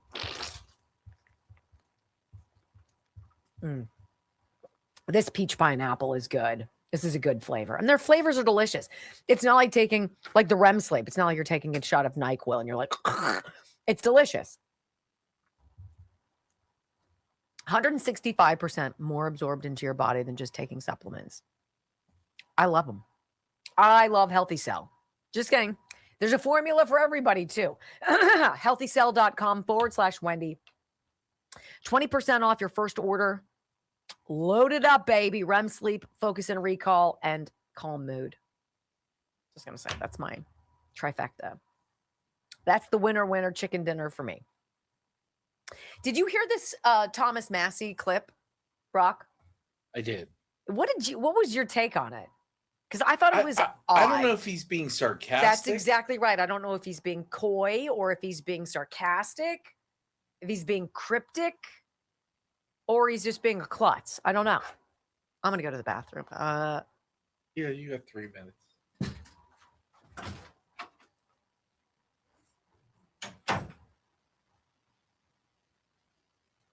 I think it's interesting. Amy Coney Barrett was testifying today,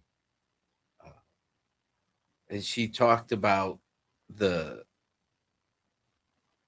pressure she has felt with the swattings, and her kid found a bulletproof vest in her room, and she had to explain what that meant to them. It makes you wonder, is that affecting her decisions? And if that is the case, she should resign.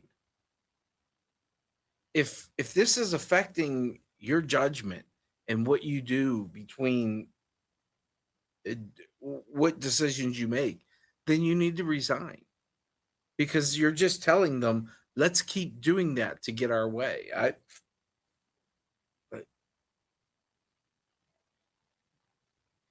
If you can't stand the heat, get out of the kitchen mentality. Like, I mean, granted, should not be death threats for reading the Constitution and interpreting the Constitution, but it is. And if that's the case and it's affecting how she does her job, then I think she needs to go. Who needs to go? Amy Coney Barrett. If she's afraid, she needs to go. If this is affecting how you do your job, then you need to go.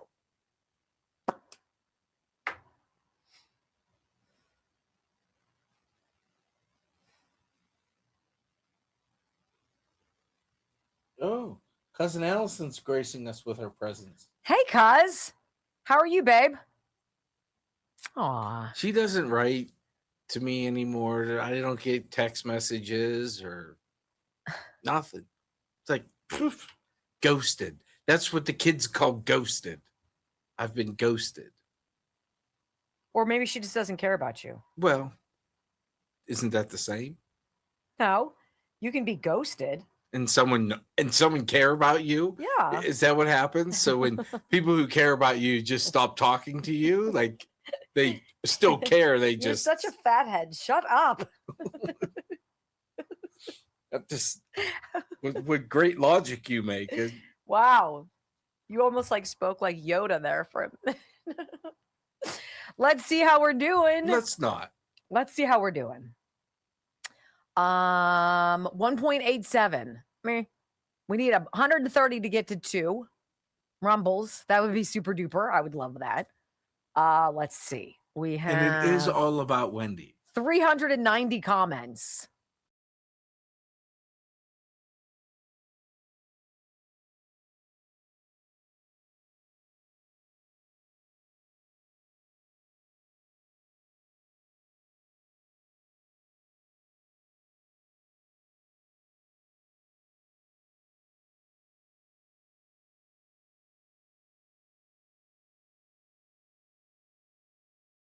Good heavens. Hey, if you've not gotten our podcast yet, Wendy Bell Radio is what you plug in wherever you get your favorite listening materials. 8.3 million podcast downloads and growing. And I'm so grateful. Thank you for being a part of us. So I see this yesterday as Rand Paul, the senator from Kentucky, puts this out. Now, look, I have a lot of frustration with Rand Paul, some of the things he has voted against, some of the things that he prioritizes over others makes me scratch my head. But I appreciate that he has been a dog on the Tony Fauci bone. And as a physician, to be able to speak with Tony Fauci about the lie, everything the lie surrounding that global pandemic. You're not allowed to lie under oath to Congress and get away with it. At least you're not supposed to. There must be penalties in the world where the Democrats have removed all culpability, all punishment, all responsibility, all of the guardrails, all of the safeguards, all of the checks and balances. It's like we were living a never-ending frat party for 4 years under Joe Biden. And it's time that the adults come back into the room, clean up the mess, punish the offenders, and spank some people. And I hope Tony Fauci gets it. I hope he does. Do I think he's going to go to prison because of crimes against humanity? I do not. But do I think there is a real penalty for lying about something that has killed, 15 million people? Do I believe that if you lie under oath, that you should be held accountable? Hell yes. Especially if you're a public figure. Rand Paul tweeted out yesterday, for years, Anthony Fauci funded gain-of-function research at the Wuhan lab, then lied about it. Wow. Declassified documents show he didn't just fund it. He personally shaped what the intelligence community told the American people about COVID's origins. 18 agencies relied on his guidance. On July 29th at 10 a.m., he will testify publicly before my committee because the American people deserve the truth once and for all. Wow. Gosh, do I want that. Now, how many of you were just like, yeah, nothing's going to happen? Nothing ever happens. They always get away with it. There's nobody ever gets in trouble. There's never any change. I agree with you. I feel the same way. And it's hard to be optimistic and hope, right? Is that the definition of insanity? All of a sudden, the outcome is going to be different. But maybe, just maybe. I want to read this to you. Revolver News. July 29th, 2026, Fauci's time has finally come.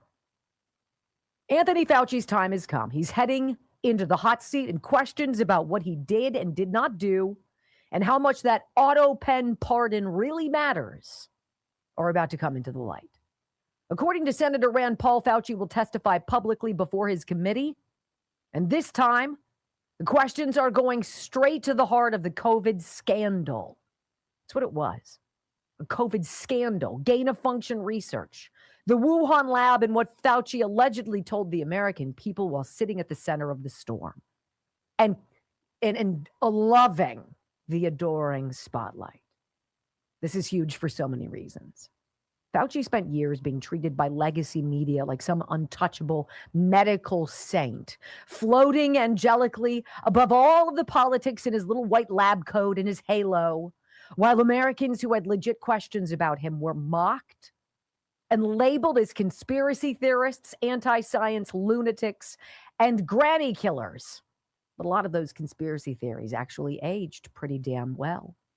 And now Rand Paul says declassified documents show Fauci didn't just fund gain-of-function research connected to the Wuhan lab. He also helped shape what the intelligence community told Americans about COVID's origins. And yes, like we mentioned, Fauci has that auto pen pardon hanging around in the background. But a bizarre, controversial pardon doesn't erase the truth. And it sure as hell doesn't erase the American people's right to know who lied, who covered, who profited, and who helped steer the official story very far away from the truth. This isn't just about Fauci being wrong or sketchy or an arrogant ghoul during COVID. Americans already know he was all three of those things.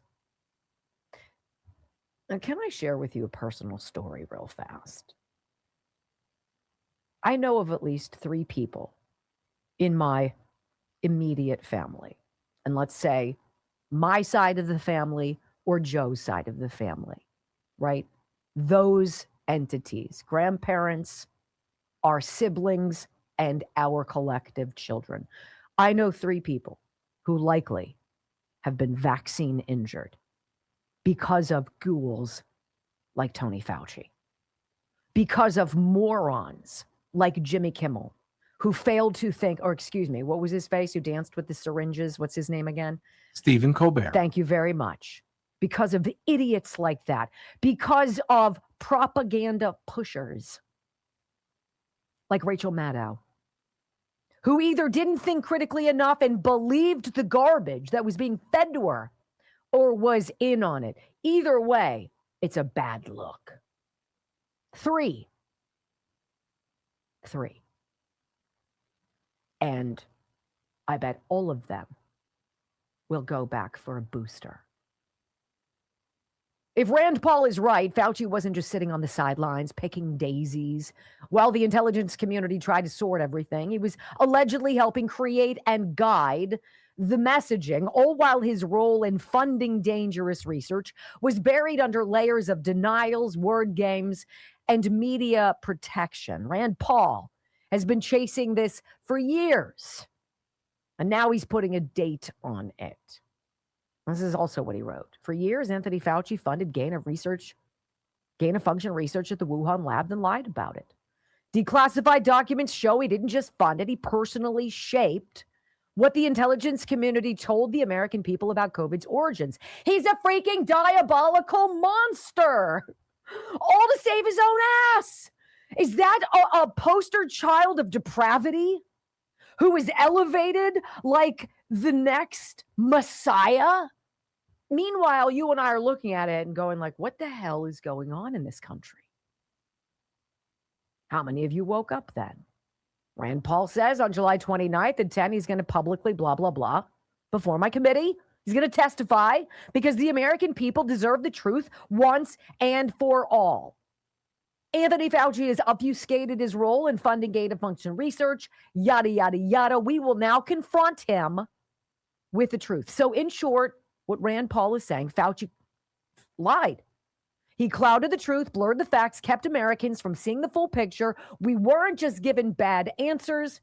We were sold a highly crafted story and told not to ask questions about it.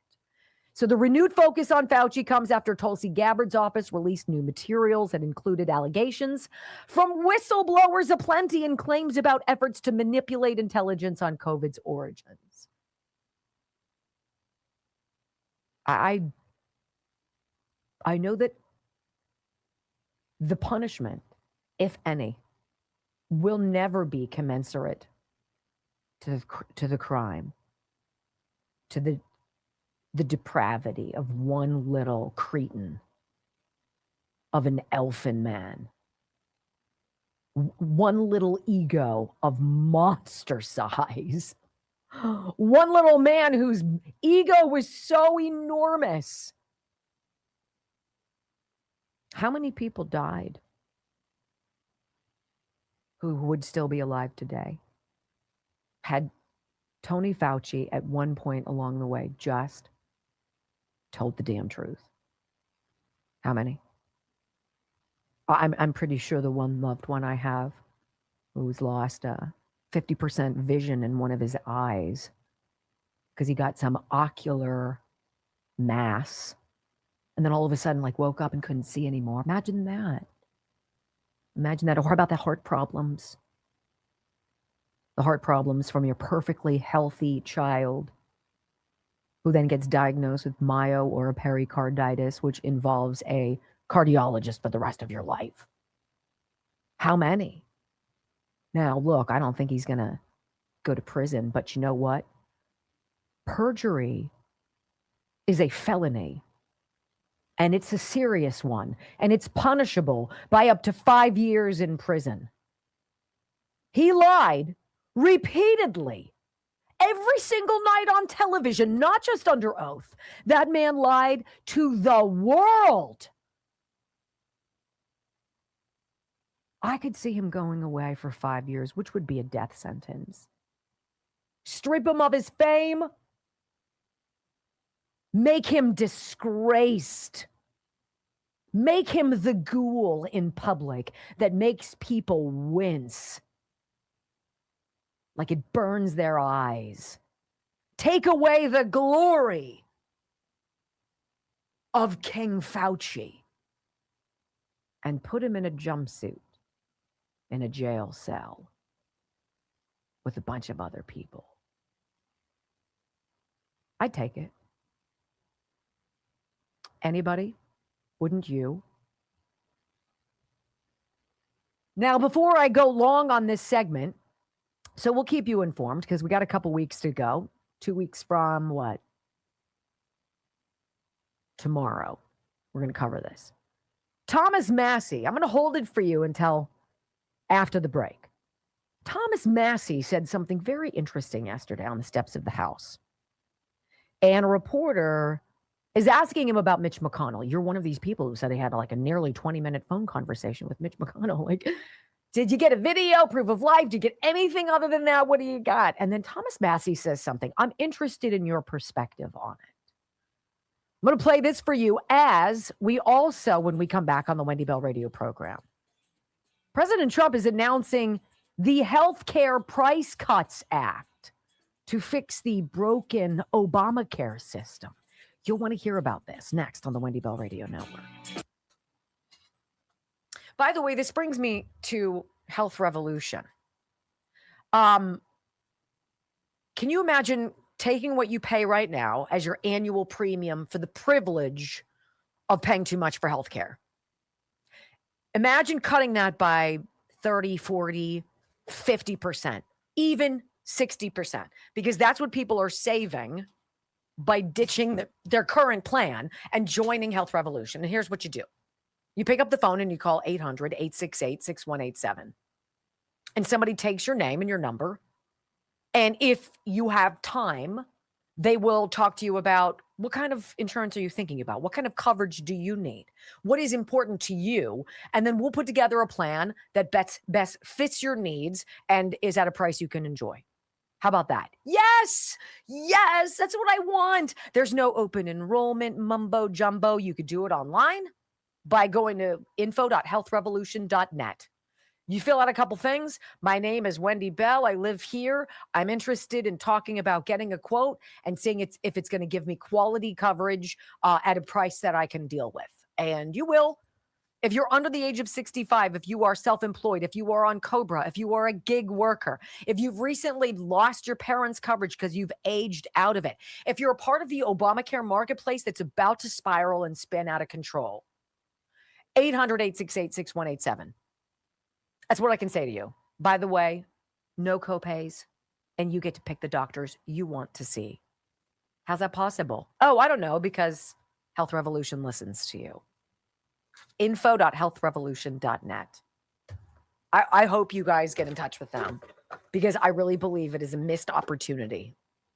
Even if you were like to just double check, be like, well, I kind of like mine, but what if? What if I say I want this, this, and this? See what happens.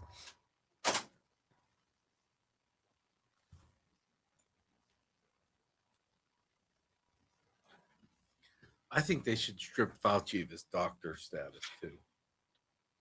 Mm-hmm. First and foremost. Yeah. Oh, don't suck up, cousin Allison. Why would she say? She just texted me. I'm already hurt. I've moved on from the hurt. I can't. You're so preposterous. It's not even. I can't just shoo the hurt away. Oh my gosh. It's just seared. The hurt when her husband burned his eyelashes off with your lighter. That was his fault, not mine. And they went Crushmore. That was his fault, not mine. Mad Crushmore. Aw, that's great. You know, it's that too little, too late. You know, the wound is deep. Wow. The wound. And now there's scar tissue. Is deep. I've cried my tears. Mm-hmm. I've got no more to cry. Yeah. Let's see. Do we get to 2? I'd really be disappointed if we didn't hit 2. And I'm disappointed. We have 20 to go. Why would you not want to hit that damn button? Button. 390 comments. Fine. Do you want to know she's trying to suck up? What? And sending old pictures of you. 410 now. That's how she's trying to suck up to me. I won't fall for it again. You're so weird. Yes, Therese. Welcome back to the Wendy Bell radio program. I want to squeeze this in here with our Where's Waldo segment, right? Where's Mitch? Where's Mitch McConnell? Oh, he's continuing his convalescence that we know nothing about, even though he tells us he's perfectly reasonable, but he can't get out of the hospital. It's like this weird thing. I mean, what's happening? I don't know. So Thomas Massey, a congressman from Kentucky for just a couple more months now, he says something kind of weird about it when he's asked about his alleged phone call with the Kentucky senator. Listen. Okay. Last question. As a Kentuckian, were you convinced by Chairman McConnell's photo with the newspaper from the hospital bed? Well, you know, I had a 20-minute conversation, nearly 20 minutes with Senator McConnell. And wait, really? Or no? Okay. And he said we should stop spying on Americans, quit bankrupting the country, and stop starting these new wars. And he expressed, his sadness that I lost my primary. And but it appears that a lot of people had those 20-minute conversations. Everybody's having 20-minute conversations with McConnell. We just need to start having them publicly. Right. Are you up or down on the rules this week? We got to see what's in the rule. Well, what do you think about that? I think we maybe need to have these conversations publicly. That seems weird. Is he being coy? Is he being a smartass? Is he completely on the line thinking that he had a 20-minute conversation with Mitch McConnell, which he might have had? I kind of go boop on that, but I mean, he could have. This is weird. What do you think? So then meantime, while all this is going on and you and I are supposed to be paying attention to a bunch of things at once, therefore nothing really, President Trump is doing something. He is announcing the Healthcare Price Cuts Act to fix the broken Obamacare system. Again, back to my opening monologue, this analogy of blowing up a bridge, but next to it, you've been working on the new one and its measurements are so perfect that you're just going to boop, boop, boop, back it into place and slide it into where the old bridge was. That's what's happening in my community in Pittsburgh. This is what the president is doing with education, right? He's doing it with medicine. He's doing it with pharmacy stuff. He's doing it with healthcare. The great healthcare plan. Do you know what's involved in this? Because I'm going to tell you it's got 4 parts. Lowering drug prices. Done. Most favored nations pricing. Done. Calling on Congress to lower healthcare costs. President Trump calling on Congress to enact the Great Healthcare Plan, a comprehensive plan to lower drug prices, lower insurance premiums, hold big insurance companies accountable, and maximize price transparency. Lowering insurance premiums. What does this plan do? It stops sending big insurance companies billions of dollars in extra taxpayer funding subsidy payments, and instead sending that money directly to eligible Americans so they can buy the health insurance that they want. Wow. You mean to tell me there's not a Democrat out there with Trump derangement syndrome who can't see the genius in that? Who can't see the possible savings in that? The Great American Healthcare Plan funds a cost-sharing reduction program for healthcare plans, which would save taxpayers at least $36 billion and reduce the most common Obamacare plan premiums by over 10%. Right? What else would it do? Maximize price transparency.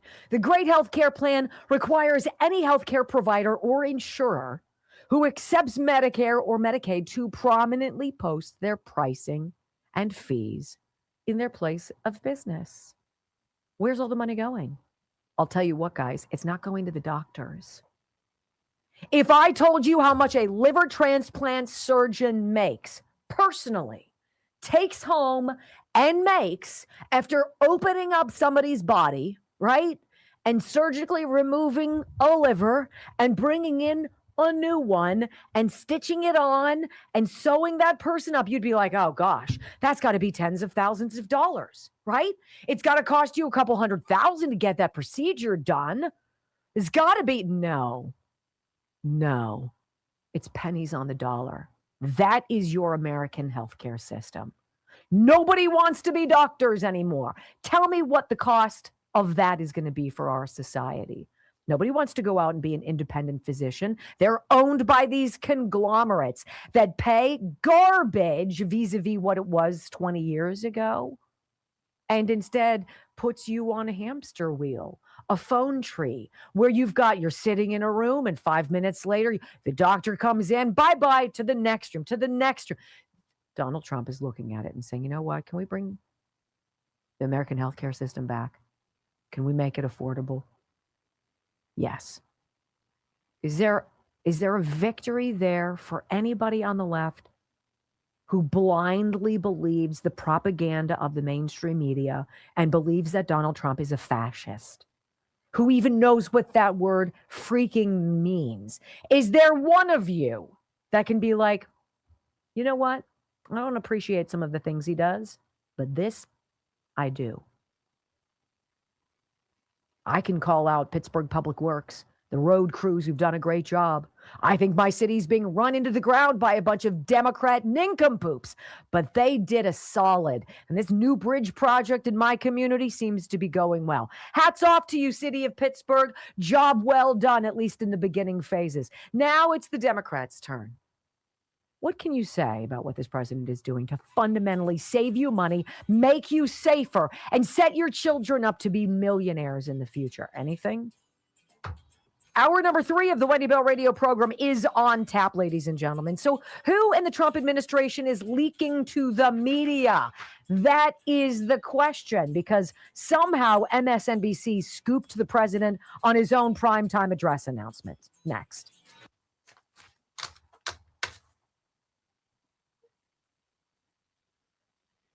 Oh, wow. South Central Texas got slammed. With what? Flooding. I never understood why you have to send a reporter out into the water. Why do we need to see that? I don't need to see a reporter standing in the water to get that it's wet. Right, now he's standing there like with wet feet. Okay, there's a flood. Sorry. Simkovich Concussion Institute. See, I think some people need a little bit of an adjustment, a little bit of a tweak here and there. So the Simkovich, let me do this. I'm going to read you a few.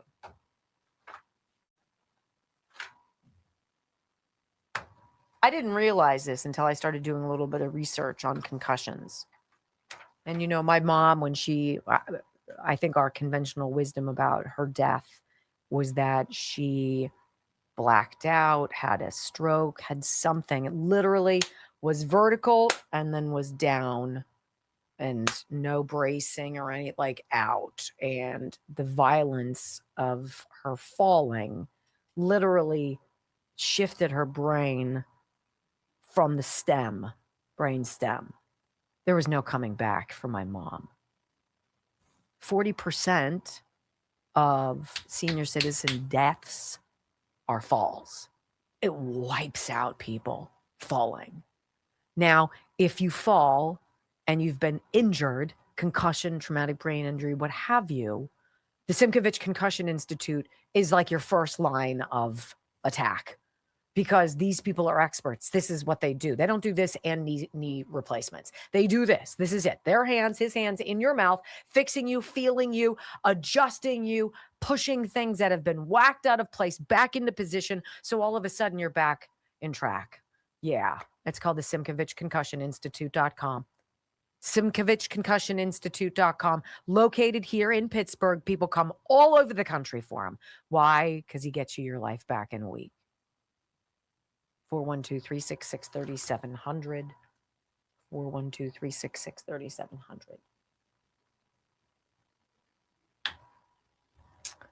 Has Cousin Allison told us anything where she's been? Has she? I mean, she doesn't call. She doesn't write. No. I told her she's not invited to the big party at your house. Ah, that's right. Hi, Copperhead Road Podcast. Copper. Sorry, I didn't have my glasses on. Copperhead Road Podcast. How nice of you to be here.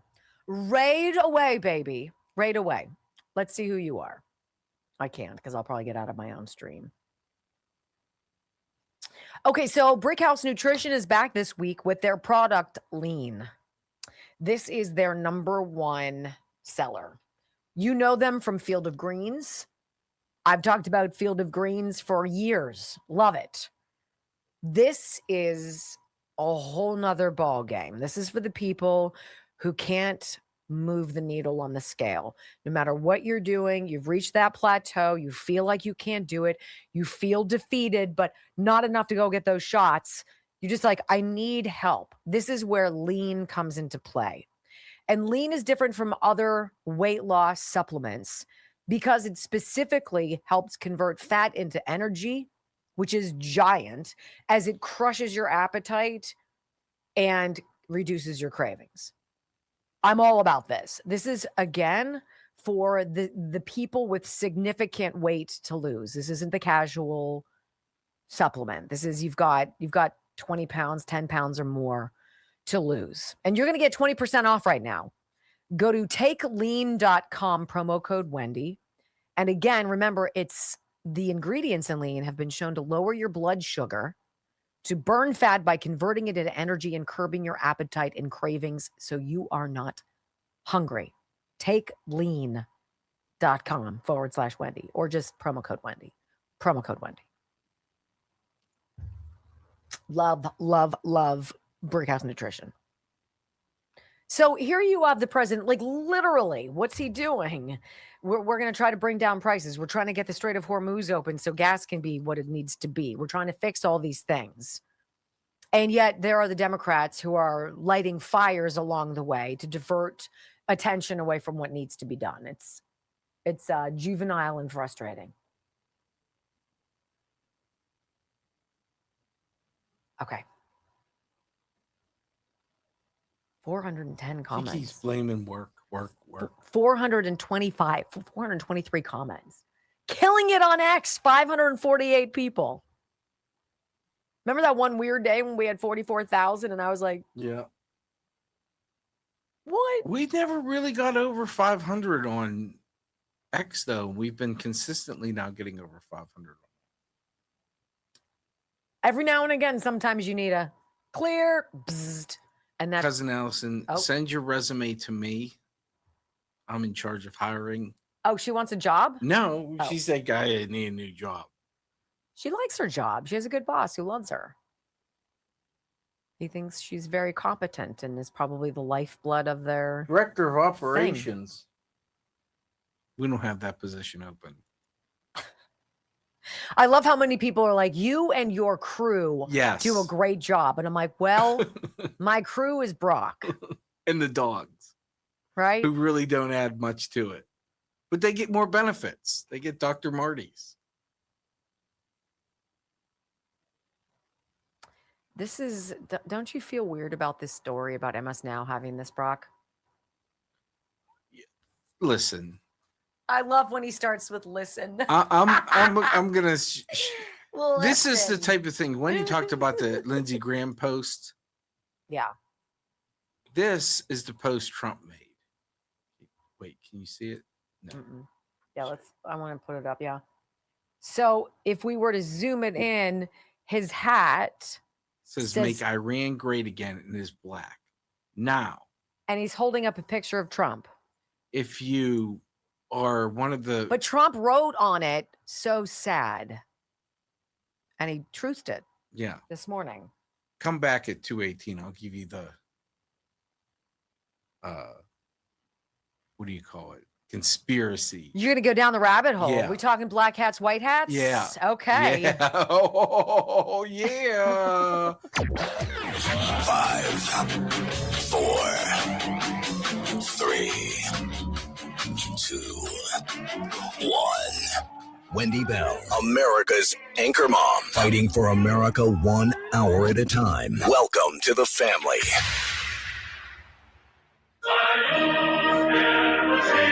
We have put together, I think, the most extensive and inclusive voter fraud organization in the history of American politics. The election was rigged. I don't need you to get me elected. I need you once I'm elected. It was a dirty election. No longer just who gets to vote. It's about who gets to count the vote. It's happening right now in California. Whether your vote counts at all. It's appropriate. That's how they that count the votes in Do you think it's It's about who gets to count the votes. To count the vote. Count the vote. Count the vote. that have an election, and 5 days later, they're nowhere close to picking a State and winner? local officials acknowledge they are slow. They're urging. No, they're crooked. It's about election subversion. You know why they're doing that? Because they're cheating on the election. What? Do you have evidence? You're either crooked or you're stupid. You play right into their hands. Who counts the vote? 3 hours of bold truth and excellence. You've just signed up for the WBR Army. Strap in. This is the Wendy Bell radio program.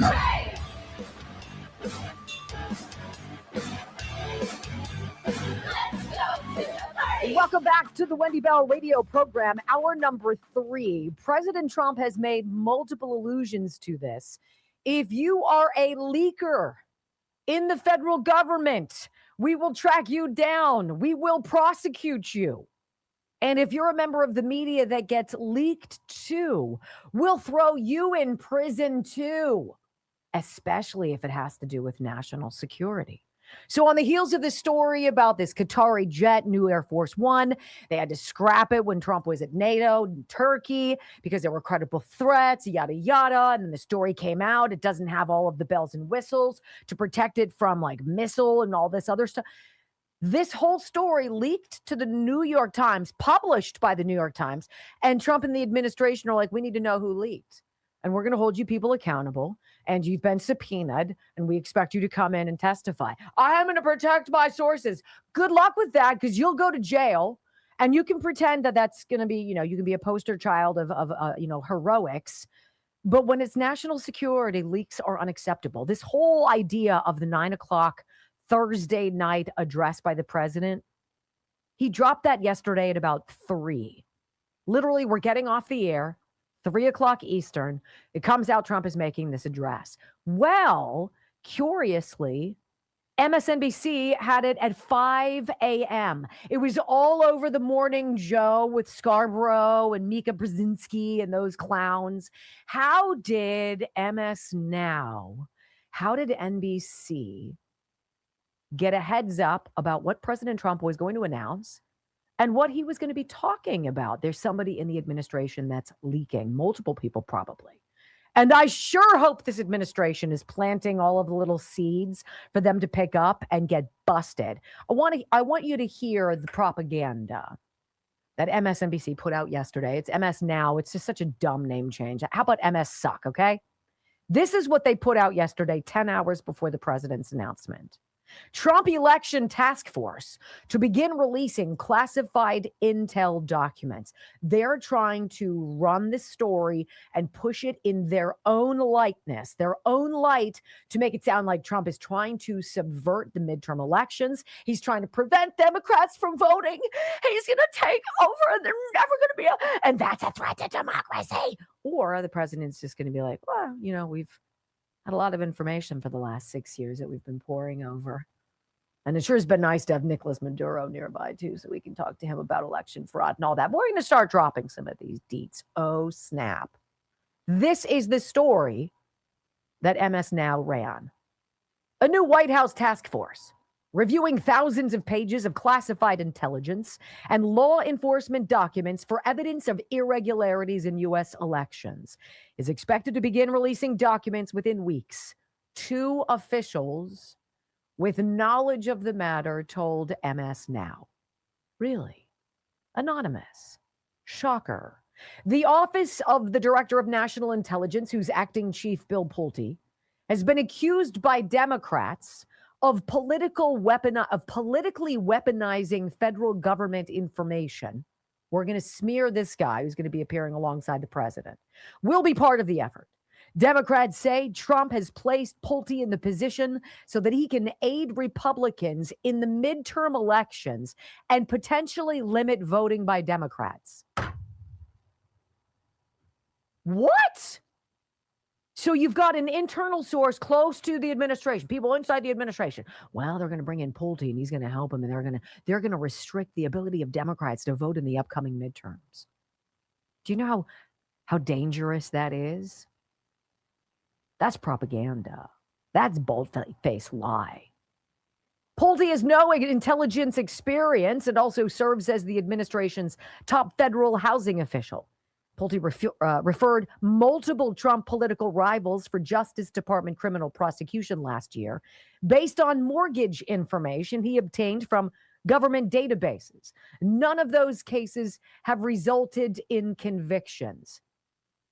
Do you see the subtlety of it? But it's not so subtle.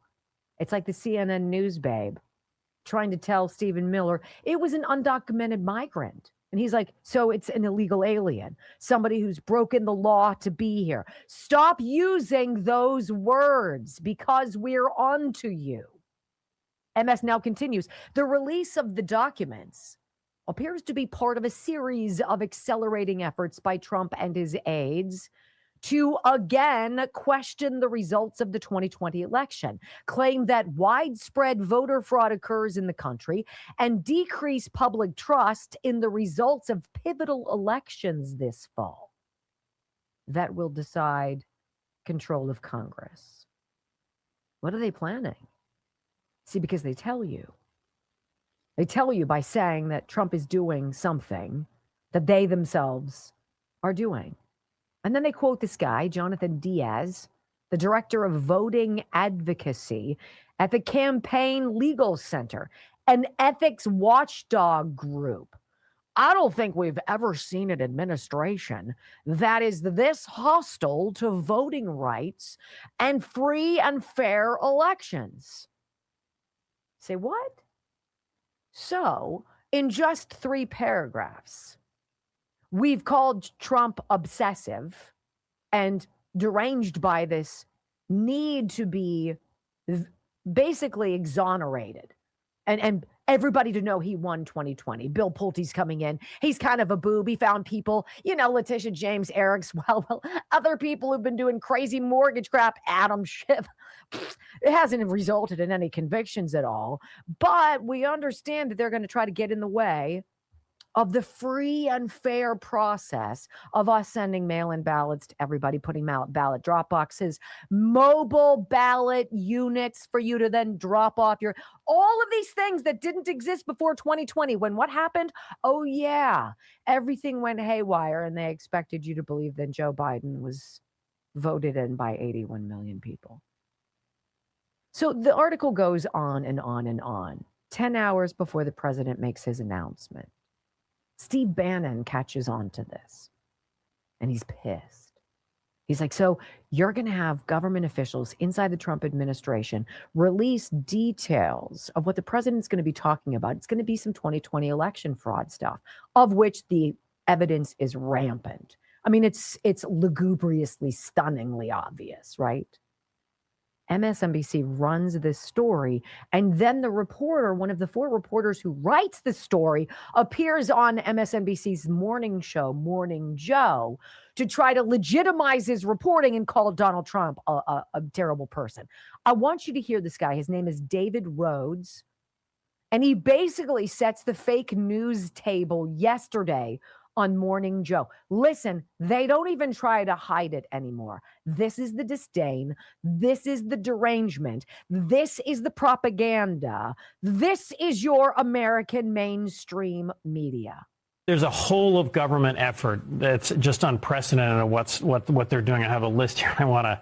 So the acting director of National Intelligence, Pulte, this task force that the president has created, they're going through thousands of pages of intelligence documents, and they're going to start releasing them within weeks. It could be sooner than that. And they will essentially be looking for documents that back the president's conspiracy theories. And this is one element of what we're going to see between now and November. A constant flow of disinformation that tons of people who weren't citizens voted, that there was maybe foreign interference that somehow was against Trump. David Rhodes, you are a despicable human being.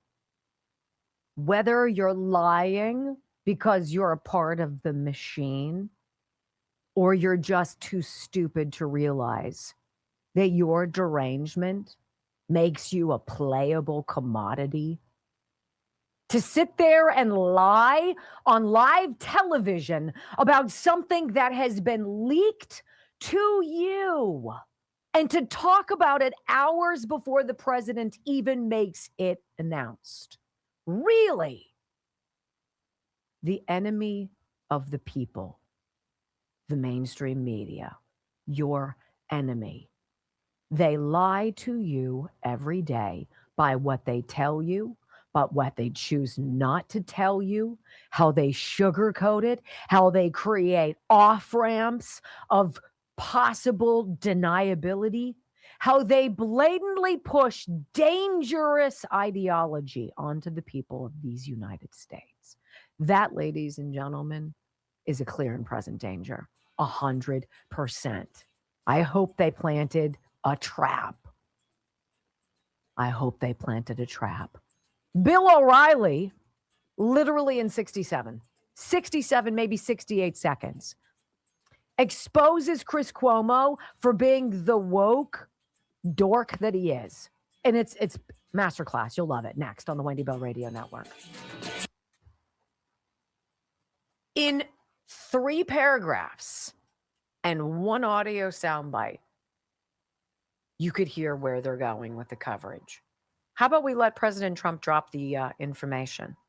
Well, they have to tell you the information's there. They have to tell their listeners that the information is wrong before they even hear it. Don't think for yourself. We're telling you it's wrong. The information is so important that they created an insurrection smokescreen for 2 years and sent honest Americans to the gulag.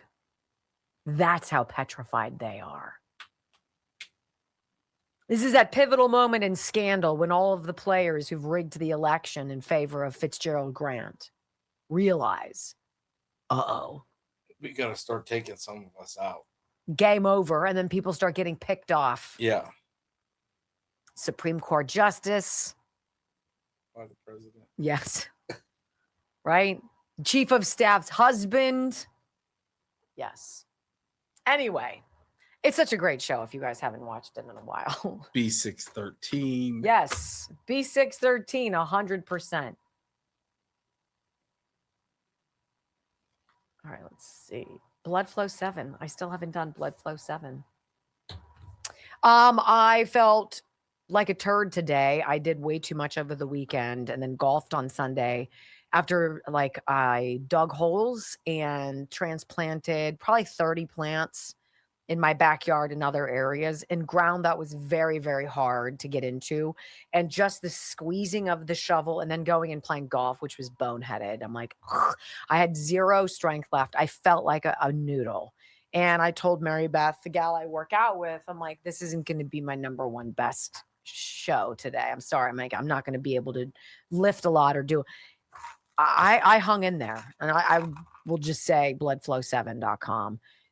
If you feel like for some reason you're getting old, your stamina is for the birds, it takes you longer to get stuff done, you're out of breath, you're like, I used to be able to do this not that long ago. Don't just chalk it up to old age. Don't just accept it.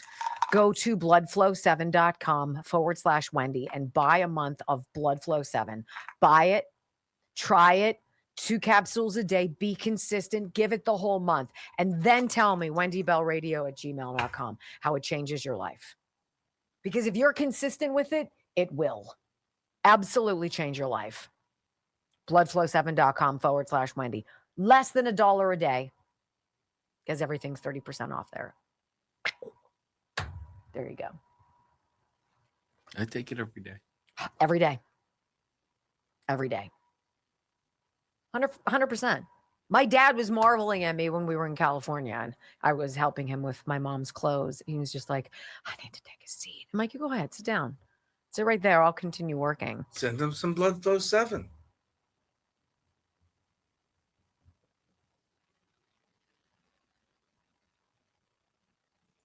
All right, conspiracy time, 30 seconds. Okay, go. So if you follow rabbit holes, yes, one of the rabbit holes is that there's white hats and black hats. White's good, black's bad. Correct. And it just so happens that Lindsey Graham was wearing a black hat. So if you're taking the cryptic message and you follow that kind of stuff, Donald Trump is telling you that Lindsey Graham was not one of the good guys. Yes. However, he gushed about him publicly, called him a part of his family. And a lot of the people that support Donald Trump, you guys included, Lindsey Graham's a traitor, he's a rhino, he's a POS, he's all these things. So take it for what it's worth. I don't know what to believe. Yeah. So I'm honest about what I don't know, which is most of it.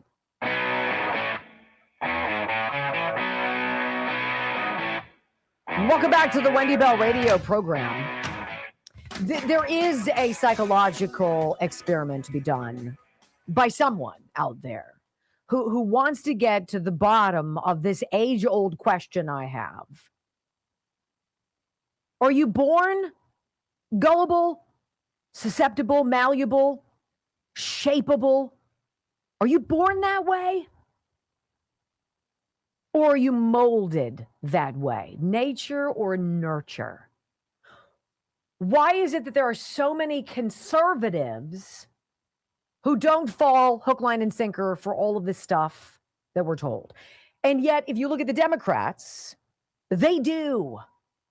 These were the jab Nazis, the mask Nazis. These are the people, you must follow the rules, And you're like, well, you got to actually believe in the people who are giving you the rules to follow the rules. I want to know. I want to know if Chris Cuomo is dumb, if he's part of the whole machine, or if he's just literally believed the propaganda that he has dished up. So here he is with Bill O'Reilly, obviously extraordinarily conservative. And Bill O'Reilly is alleging that E. Jean Carroll, who alleged Donald Trump raped her in a Bergdorf Dorfman, whatever, department store many moons ago while President Trump was married to a supermodel, because that makes sense, that clearly there's something going on with the $7 million payment, that even though she didn't prove her case that he raped her, she did prove that he harmed her in some way, so she's entitled to some millions of dollars. Bill O'Reilly's like, that is the dumbest thing I've ever heard. And Chris Cuomo was like, no, it isn't. This is truly mind-bending. 67 seconds. Bill O'Reilly exposes the woke mind virus called Chris Cuomo. The E. Jean Carroll fraud should be prosecuted. That is the most outrageous story. I've been doing it on BillO'Reilly.com all week. It's so outrageous that the woman testifies in a deposition under oath that nobody is helping her, no lawyer is helping her, no pro bono. And then we find out she got $7 million from a What does PAC. that have to do with what happened in the changing room in Macy's? Because nobody knows what happened in the changing room. That's she why. knows, and the jury thinks they know. If you're gonna do that, then I can't help you. What I can say is do what? Legitimate. Respect the administration no, and justice? believe that woman. Why would you believe that woman when she doesn't even know what year it was? The jury listened to it and believed her. The New York City jury. Okay, they hate Trump from day one. You either respect the justice system or you don't. Well, I don't respect that verdict, and I believe that Ms. Carroll committed crimes. And I'm happy the Justice Department is going after her because she flat out lied about who was funding this lawsuit. $7 million? I wonder if Chris Cuomo felt the same way and would defend the women who alleged his brother, felt them up, right? The allegations that unwound Andrew Cuomo's New York governor. It's so curious that Chris Cuomo would jump to his brother's defense. But if it's Trump, then clearly we have to believe the woman. Clearly, if the jury decided what I want, that's for Trump to get boned here, then, we've got to believe in justice. We've got to believe in it. Isn't that crazy?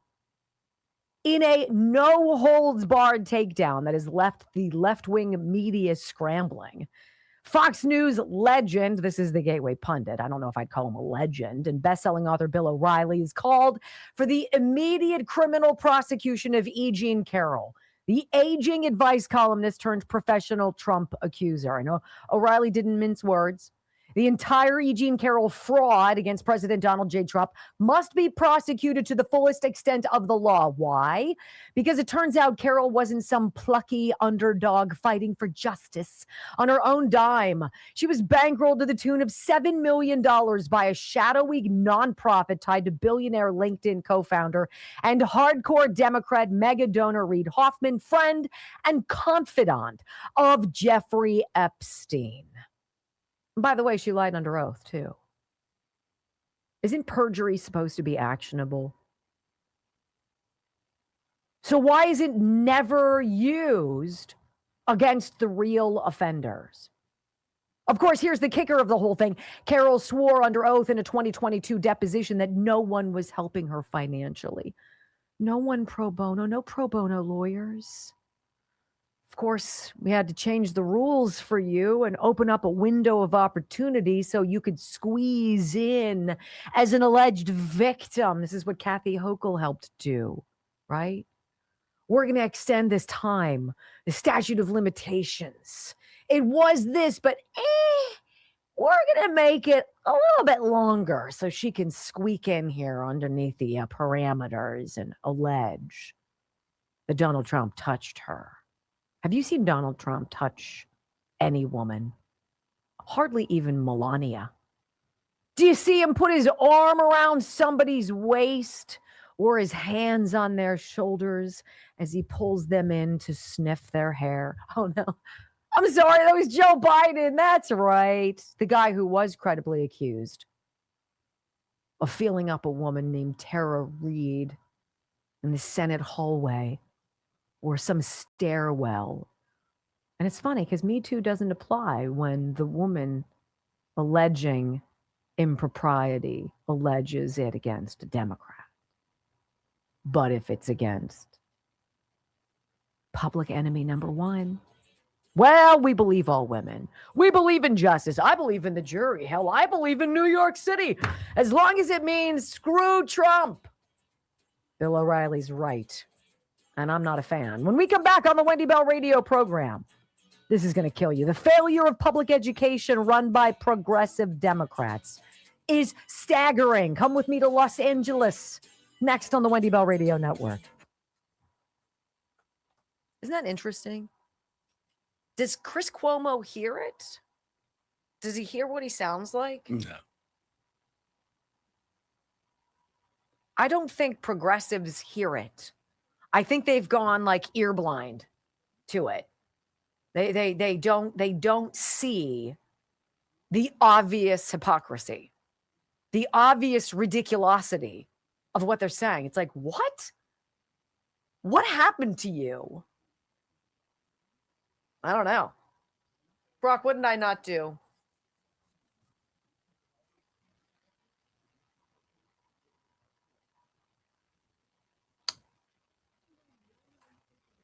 I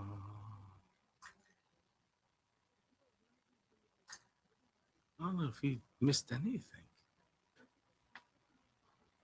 I did yesterday, which is my fault. So I just want to make sure I don't do it again. All right, so I'm going to go home and I'm going to read your guys' comments. And somebody had better be like, I love Wendy Bell. Somebody better be like, what? I love Wendy Bell. Duh. And it can't be cousin Allison. She wouldn't talk to you She anyways. has to love me. What do you mean? She wouldn't talk to me anyway? Yeah, well, she's been AWOL? Yeah.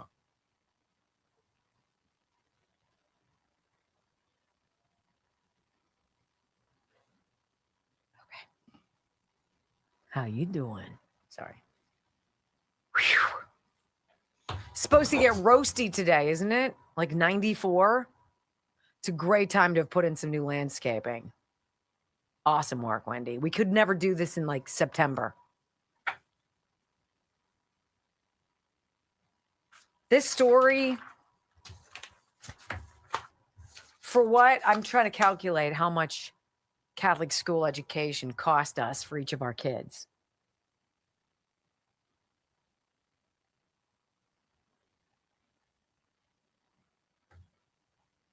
Probably about $125,000 each, I would say. 12 years of Catholic education. How much? Probably $125,000. Let me see. 15. It's 89 right 16. now. Feels like 93, but it's going up to 91. The amount of money we spend to circumvent the crap public schools. And you know what? I'm not trying to poo on teachers. There are a lot of really good teachers out there. They don't want to be stuck in these unions. They don't want to see Randy Weingarten take their money the way Sean Fain is now alleged. Yep. To try to get something special for his girlfriend and her sister or Beyonce. something. Mm-hmm. Mm-hmm. Hey, look, I'm equal opportunity. I believe if you're a dirtbag, whether you're a Republican or a Democrat, you should be punished. Yeah, it's you can't rail against Joe Biden's health and not Mitch McConnell's. Mm-hmm. Or I mean, his health, I guess, is fine, but Chuck Grassley. I mean, get rid of these people that have been there forever. Get rid of the Chuck Schumers. He never had a real job. Yeah, can you imagine what that cat would do? Literally to lose that position. I was dethroned from a job. I had a very unusual job. Very few people in the country get to that level of my job, right? And then it went, and I went, and you've got nothing, right? Nothing. So what can you do that's going to give you any semblance of importance or impact? Like, what do you do? Or pay? It's huge. Now, thank God I had a doctor to fall back on. You know, I had a full-time employed doctor in my family to take care of us, right?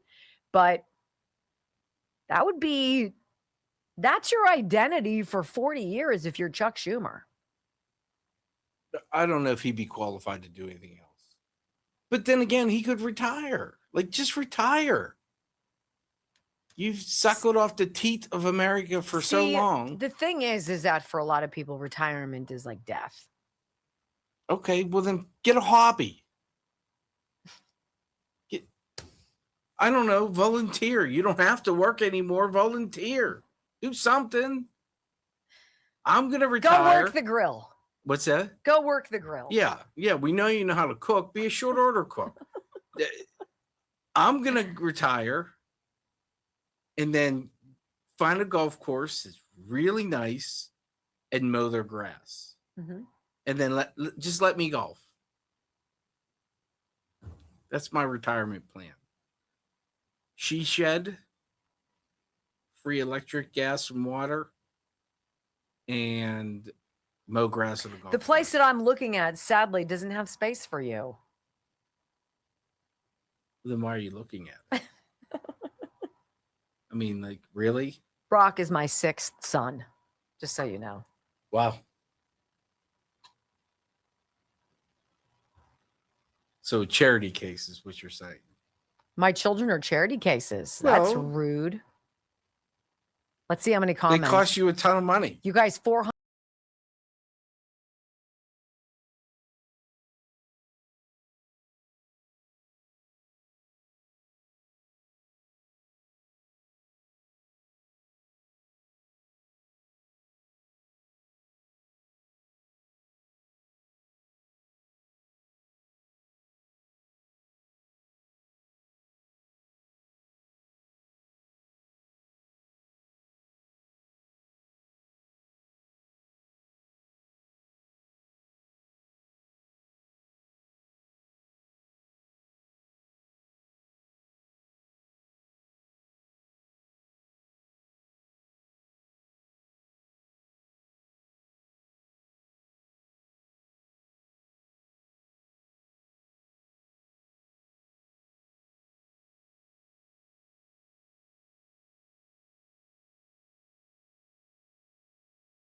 Program. We talked earlier in the show about how the president is blowing up the healthcare system.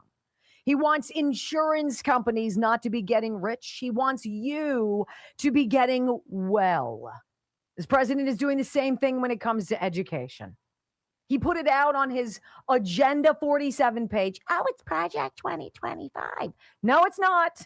No, it's not. And it was like literally blow up the Department of Education. It does not work. It is a grift.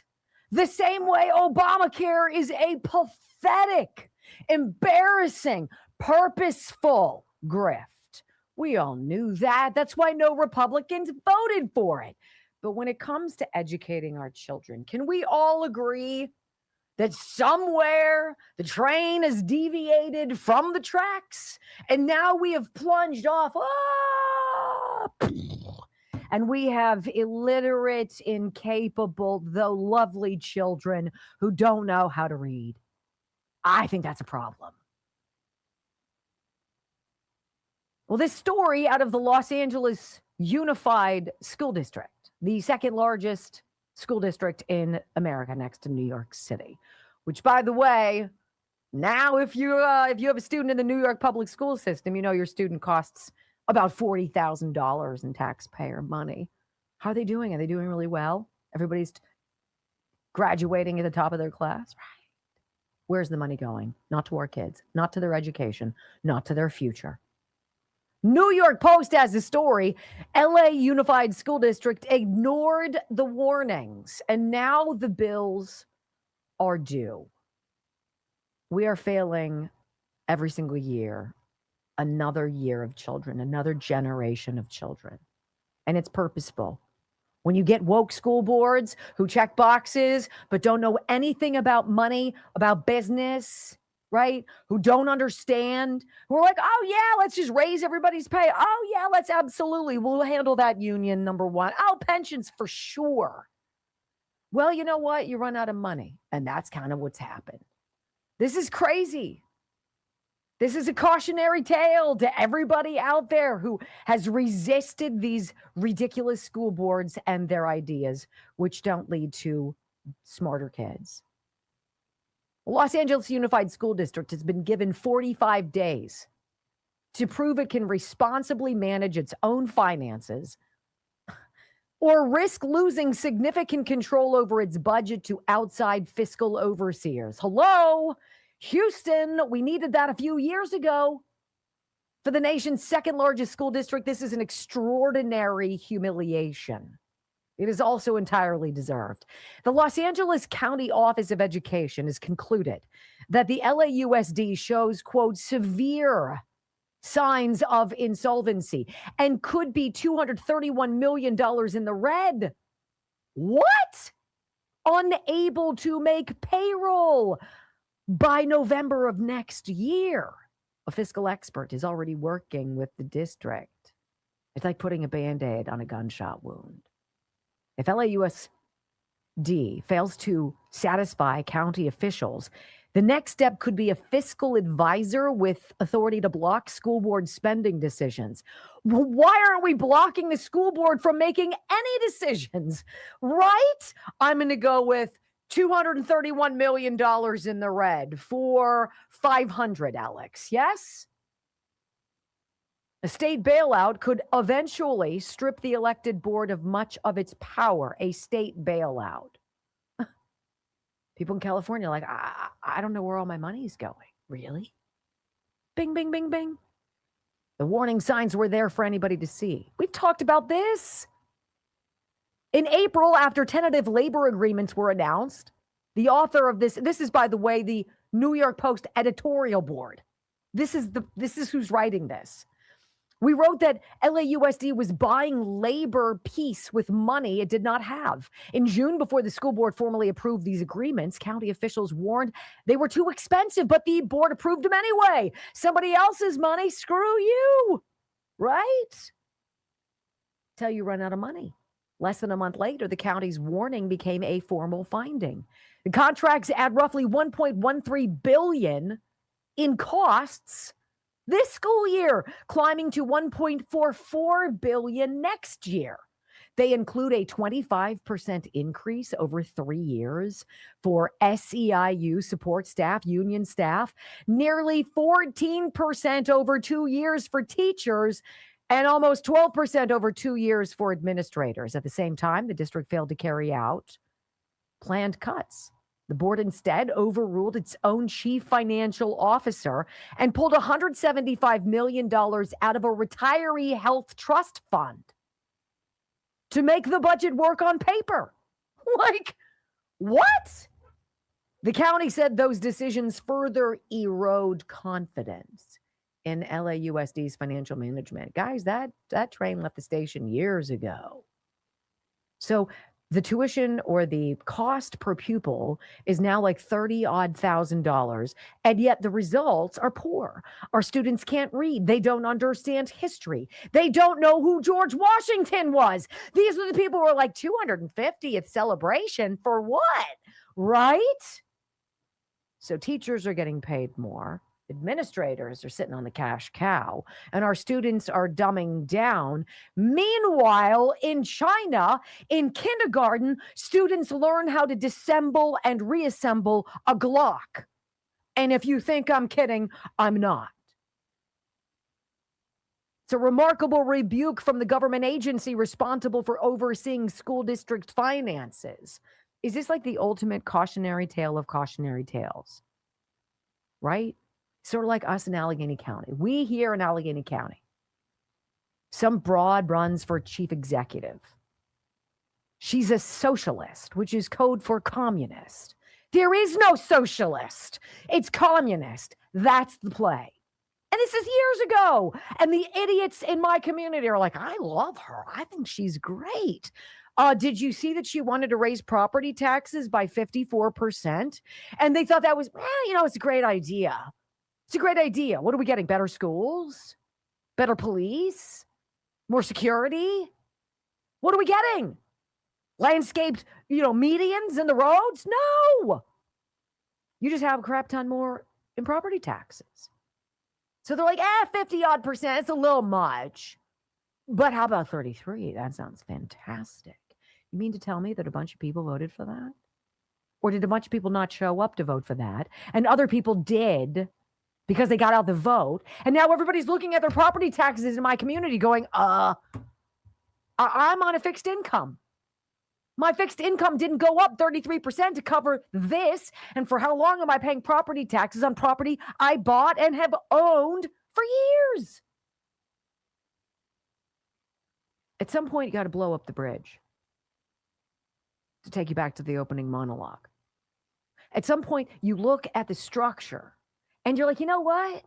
We've repainted this. We've tried to put some bolts in it. We've done some welding. We've tried to do some fortifying.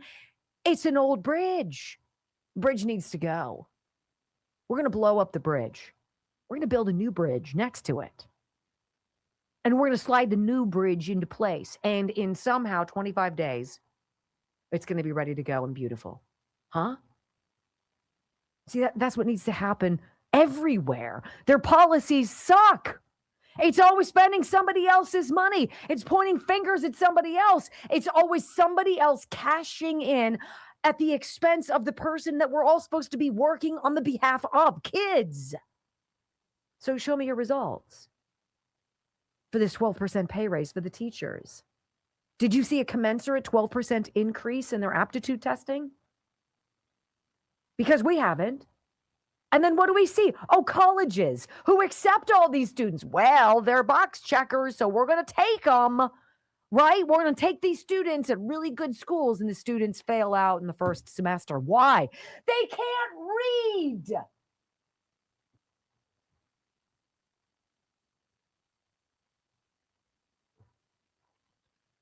It's predictable. It's a pattern. It's paint by numbers, right? Open up your paint by numbers. There's your horse. Number 1 is brown. Number 2 is white. 3 is green for the grass. Paint the same picture. It's always the same way. And it always looks like crap when you're done with it. That's what you get when you allow Democrats anywhere near levers of power or any kind of coffer of money. Are Republicans squeaky clean? No. But conservatives conserve. We don't spend wildly. We don't have pie in the sky ideas by and large. We don't have weird solutions to things. Well, I mean, I know it's $5 billion, but tax the rich. The bummer of all of this is you've got, after COVID, the number of kids enrolled in the Los Angeles Unified School District dropped by half. So the costs are going up. The quality of education is going down. The contracts are not affordable. And what do we have to look at? An all-Democrat school board looking at each other being like, well, I don't know. Students slipping through the cracks. This is why all your homeschool kids do so much better. This is why children in the parochial schools, private schools, do so much better. This kind of malfeasance and fraud and literal abuse is unacceptable in those institutions. But it's okay in the public system. As Randy Weingarten dips into the teachers' union money to the tune of $1.5 million to write a book about fascists and education. Got it. Good luck, Angelinos. I left at 18 for a reason. When we come back on the Wendy Bell radio program, my friends, my goodness, Ro Khanna's presidential run, it ends before it even begins. Did you see what he did in the West Bank? It's a bad look. Next. Sorry, Brock. I skipped John F. Kennedy. Huh? I skipped President Kennedy. What are we looking for here? Oh, here we go. The swearing in. You don't have to skip Kennedy. He kind of makes sense, you know? I just Well, I mean, who's Ro Khanna courting? Communists.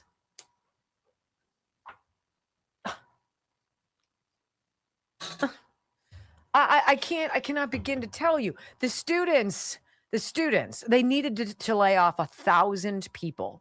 They didn't do it. 1,000 people didn't do it. Test scores, you got 36% in the Los Angeles Unified School District that can read at grade level proficiently.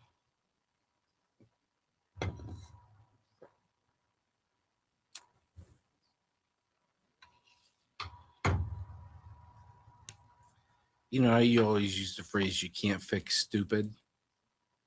Maybe you can. Get rid of some of these teachers. Get rid of the grift. Everything is a grift. That's, I think, the most frustrating thing. Even kids. Why, especially kids. Why does the teacher union need to lobby? Lobby for what? It's education is something everyone can get behind. 100%. What were they lobbying for? Like, why do you need to have a PAC? Why do you have can't to go you to have Congress? school choice? Yeah. Well, I mean, college is school choice. Then all of the money goes poof. Because then you've got people, it's like voter ID. Well, if you force people to show ID, then we can't do what we want to do. School choice makes your schools better because they have to compete for the money. That seems easy enough, right? Like, have better teachers, have better students. If you don't pass the classes, you're not coming to this school anymore. That's what they do in college that you guys love, the left loves so much. School choice is infuriating because there are people who can't afford to go to private school. Now, what if there was a school right on the other side of the river that's way better than your school that you can get to? Why can't you go there? Viper says, I blame a private school in downtown Pittsburgh for my grandchildren's liberal mindset. That stuff it's got to be broken at home. Like, if I heard my kids chirping about stuff, and again, I don't talk to my kids about politics. If they hear anything, it's from the show. It's not me talking to them about it, right? By and large. But if one of them was like, oh, so-and-so, I'd be like, you got to get your head on straight. Because what you're doing is wrong, and here's why it's wrong. Right? Well, everything starts at home. And how many parents of daughters just are like, no, what you're going to do is you're going to find there's going to be a huge gap. Someone's going to fill that void of you not saying anything because they're going to hear, kids are going to hear things. So unless you're peppering them with the real news, with the real facts, you got to they're have going to hear the from someone else or on YouTube. Oh, you can believe everything. I saw it on the internet. Oh, well, it must be true then. Wendy said that. I said, well, on the internet. I'm like, well, are you watching the Wendy Bell show? And she laughed. I'm like, well, at least that's truthful. I could back that up.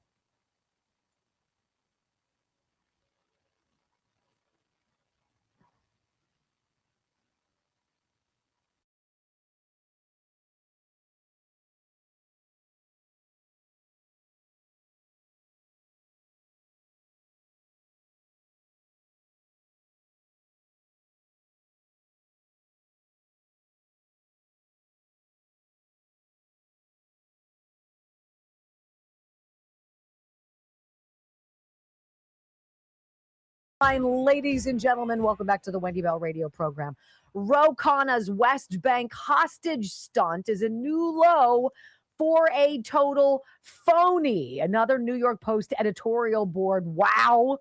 Representative Ro Khanna's latest showboating stunt is too much even for other Democratic electeds. Not only a transparent ploy to get past his all-in bet on the Graham Plattner campaign, but a transparently pathetic bid to play victim of those darn Israelis. Just days after his scorched earth defense of the Senate Maine candidate failed to stop the implosion, Khanna rushed off to the Middle East to change his storyline.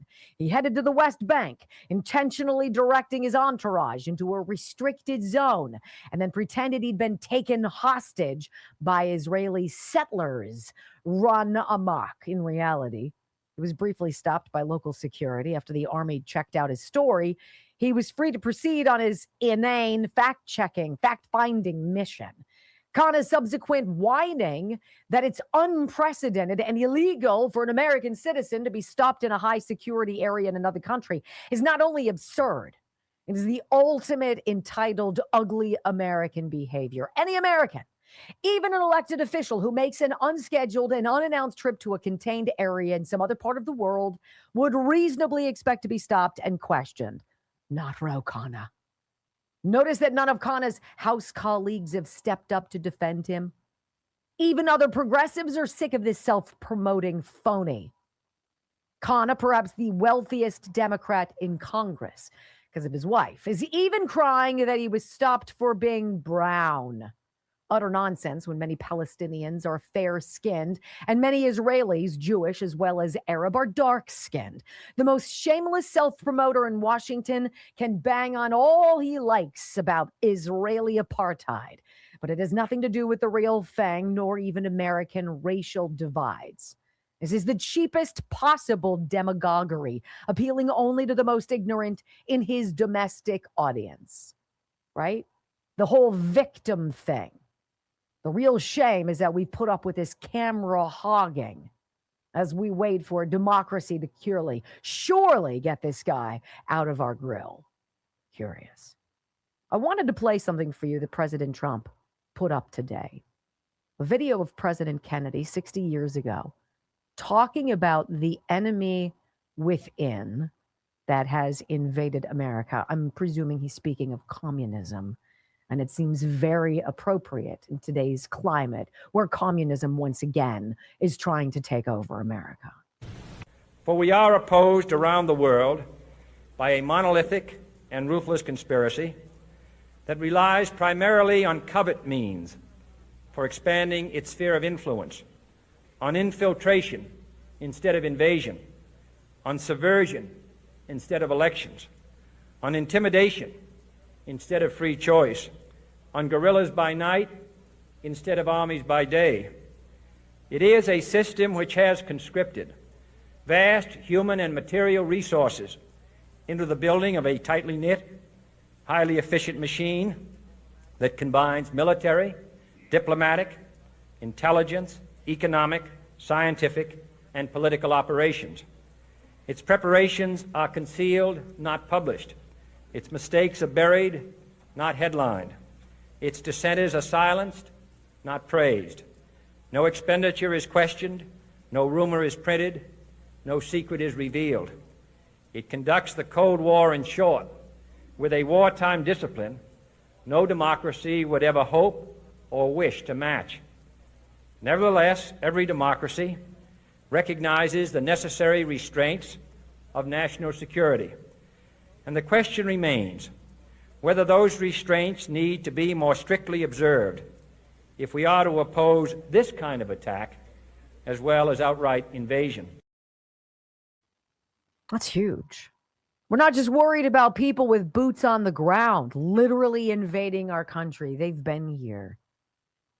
That whole woke mind virus, but communism. Like when we talk about these Democrat socialists of America, that's not what they are. It's outright communism. It is outright changing our system, rewriting our history, changing the rules, packing the court, adding DC and Puerto Rico as states. It's about endless mail-in elections. It's about anybody and everybody voting, because that will be the new kind of democracy. It's very curious what the president puts out on his accounts, because he wants you to see. He wants you to understand what he's up against, but what we're up against. That's what's, I guess, behind making America great again, right? 100%. I voted for it every single day. Thank you for being a part of this program, you guys. Love having you. You better come back tomorrow. Come on now. We might as well. It's hump day after all. We got to celebrate. Have a great day. Love you all. Peace.